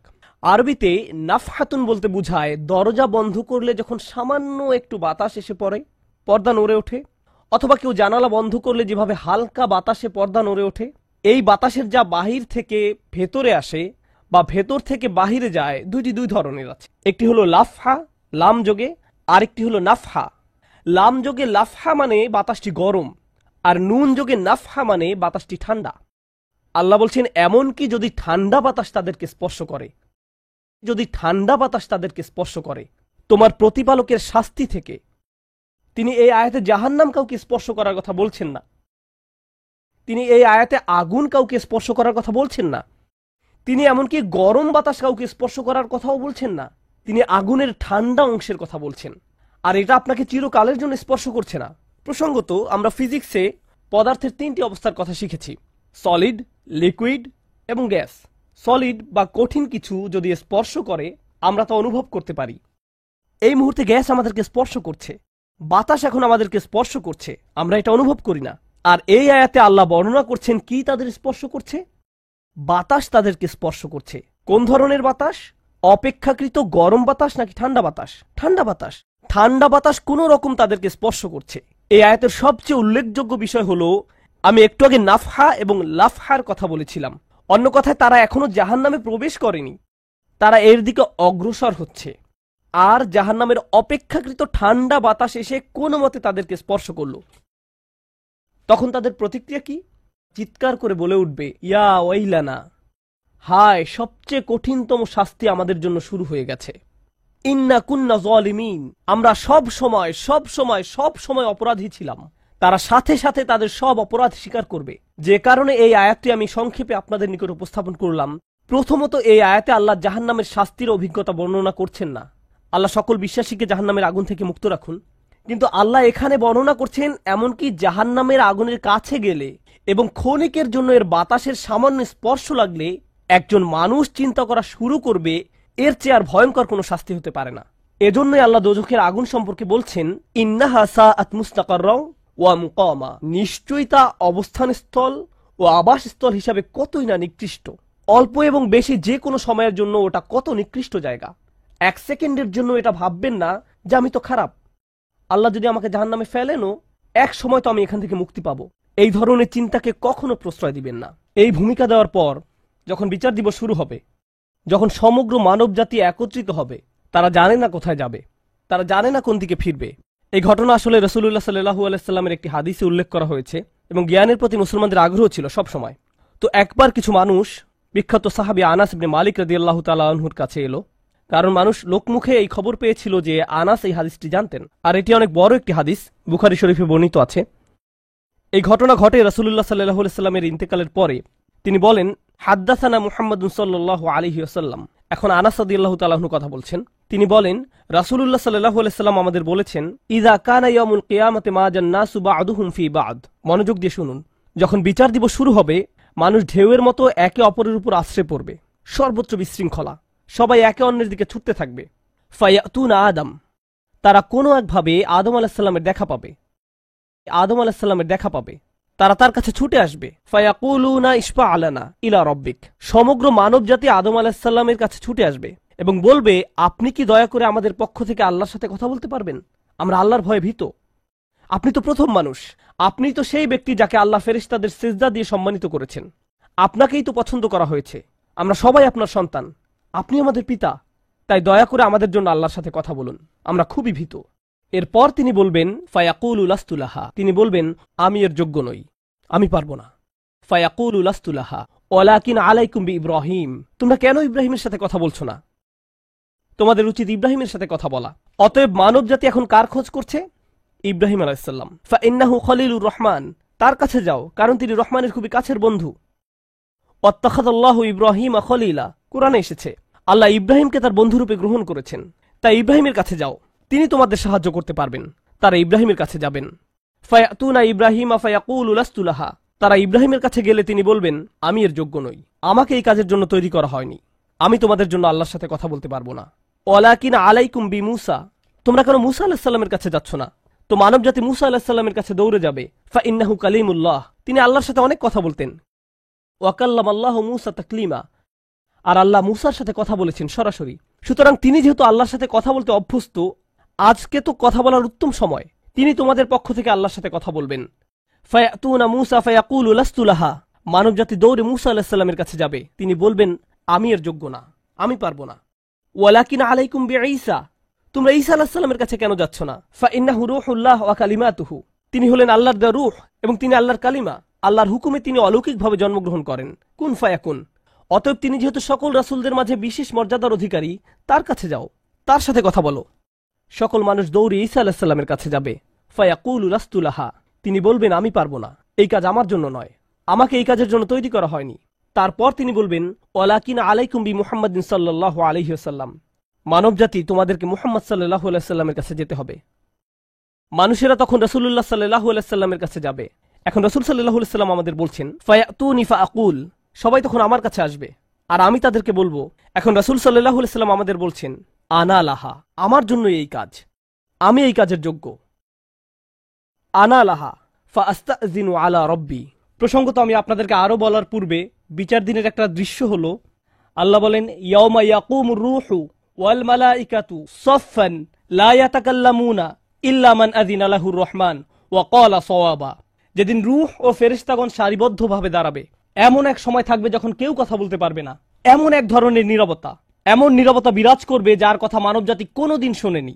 এমন ধরনের নীরবতার অস্তিত্ব কখনো কোনোদিন ছিল না। সেই রকম পিনপতন নীরবতায় আল্লাহ বলেন, লা ইয়াতাকাল্লামুন, কেউ কথা বলতে পারবে না, ইল্লা মান আযিনা লাহুর রহমান, দয়াময় আল্লাহ যাকে অনুমতি দিবেন সে ব্যতীত। আর তিনি হলেন মুহাম্মদুর রাসূলুল্লাহ সাল্লাল্লাহু আলাইহি সাল্লাম। তিনি এমন সময় আল্লাহর কাছে আসবেন যখন সৃষ্টির কারো একটি শব্দ করারও অনুমতি থাকবে না, সৃষ্টির কারো কোনো আওয়াজ শোনা যাবে না। তিনি আল্লাহর সামনে এসে আল্লাহর কাছে কথা বলার অনুমতি চাইবেন। ফায়ুযানু লি, তিনি বলেন, আমাকে কথা বলার অনুমতি দেওয়া হবে। ওয়ায়ুলহিমুনি মাহামিদা আহমাদাহু বিহা লা ইয়াহদুরুনিল আন, সেই দিন আল্লাহ আমাকে স্পেশাল একটি দোয়ার মাধ্যমে তার প্রশংসা, তার কৃতজ্ঞতা করা শেখাবেন, যেটি বিচার দিবসে আমাকে দেওয়া হবে, যা এর পূর্বে কাউকে দেওয়া হয়নি, কোনো সৃষ্টিকে দেওয়া হয়নি। এক স্পেশাল ওয়াহি রাসূলুল্লাহ সাল্লাল্লাহু আলাইহি সাল্লামকে দেওয়া হবে বিচার দিবসে, যা কোনো সৃষ্টিকে দেওয়া হয়নি। আর তিনি সেই দিন সে স্পেশাল উপায়ে আল্লাহর প্রশংসা করবেন, লা ইয়াহদুরুনিল আন, আর সেই ওহী এখনো আমার কাছে আসেনি, সেই দোয়া এখনো আমি জানি না। ফা আহমাদাহু বিতিলকাল মাহামিদ, তারপর আমি আল্লাহর দেওয়া সেই স্পেশাল বাক্যগুলোর মাধ্যমে আল্লাহর প্রশংসা করব। ওয়া আখিরু লাহু সাজিদান, আমি সেই বাক্যগুলো উচ্চারণ করার পর আল্লাহর সমীপে সিজদায় অবনত হব। কিয়ামতের দিনে দৃশ্যপটে রাসূলুল্লাহ সাল্লাল্লাহু আলাইহি সাল্লাম এমন জায়গায় থাকবেন, এই অবস্থাকে বলা হয় মাকামা মাহমুদা, একটা স্টেশন, অথবা বলতে পারেন এমন একটা স্টেজ যা প্রশংসিত, আর মানবজাতি সেটা প্রত্যক্ষ করবে। আমরা সবাই এটা দেখতে পাবো, আমরা সবাই তখন নিশ্চুপ থাকব, আর তিনি সিজদায় পড়ে যাবেন। তিনি যখন সিজদায় পড়ে যাবেন তখন আল্লাহ আজ্জা ওয়া জাল্লা তার সাথে কথা বলবেন। এতক্ষণ তিনি আল্লাহর সাথে কথা বলছিলেন, এখন আল্লাহ আজ্জা ওয়া জাল্লা তার সাথে কথা বলবেন। তিনি কি বলবেন? ইয়া মুহাম্মদ ইরফা রাসাকা, তিনি বলবেন মুহাম্মদ তোমার মাথা উত্তোলন করো।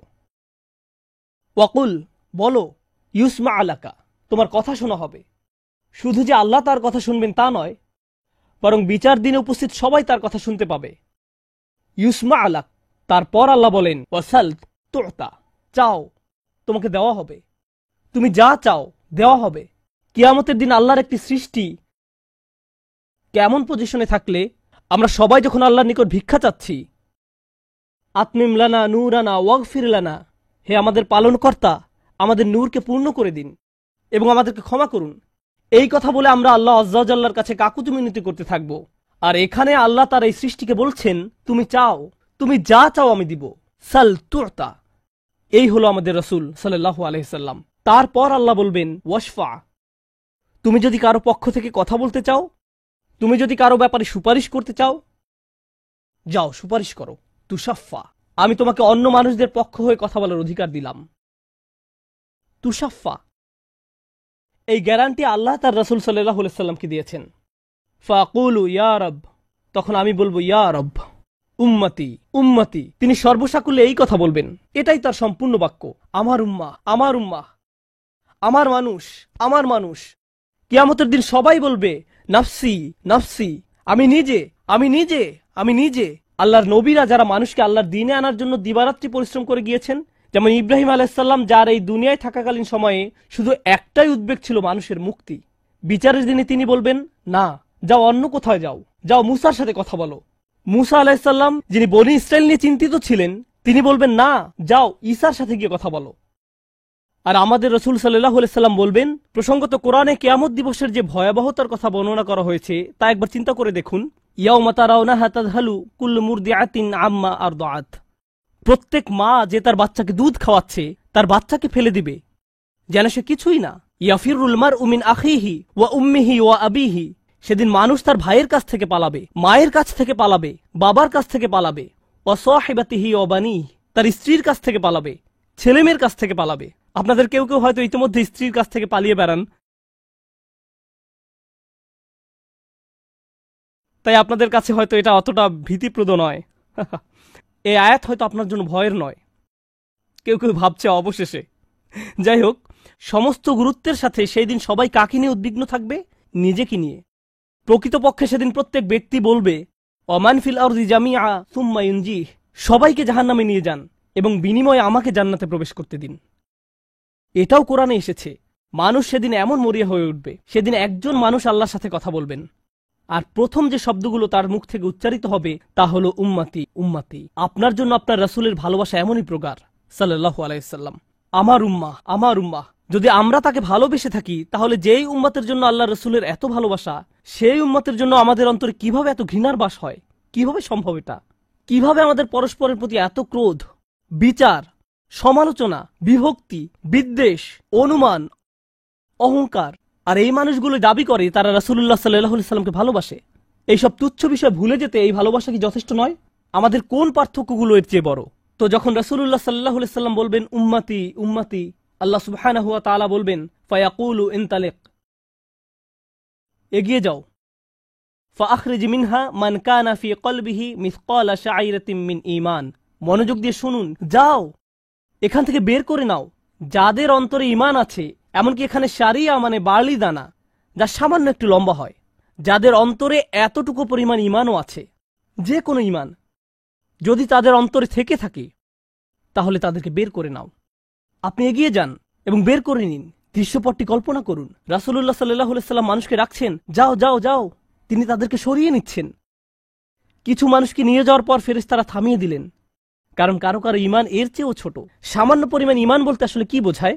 কেউ একজন হারাম কোনো কাজে যুক্ত ছিল, সে ভয়ানক কিছু একটা করছিল, কাজটা করে ফেলার পর তার মনে অনুশোচনা জাগ্রত হলো, তার ভেতর থেকে কিছু একটা বলছে এটা খারাপ কাজ, আমার এটা করা উচিত নয়, আল্লাহ আমাকে এটা সম্পর্কে জিজ্ঞাসা করবেন।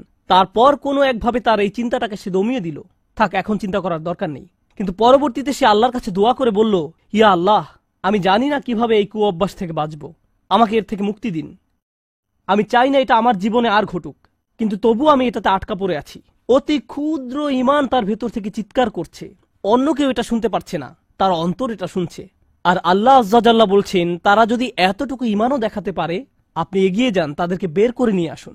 আপনি তাদেরকে বের করে নিয়ে আসুন। আর তিনি যখন এভাবে মানুষদেরকে বের করে নিয়ে আসবেন, তখন ফেরেশতারা একসময় থামিয়ে দিবেন, কারণ অনেক মানুষের অন্তরে এতটুকু ঈমানও নেই, সামান্য অনুতাপটুকু তাদের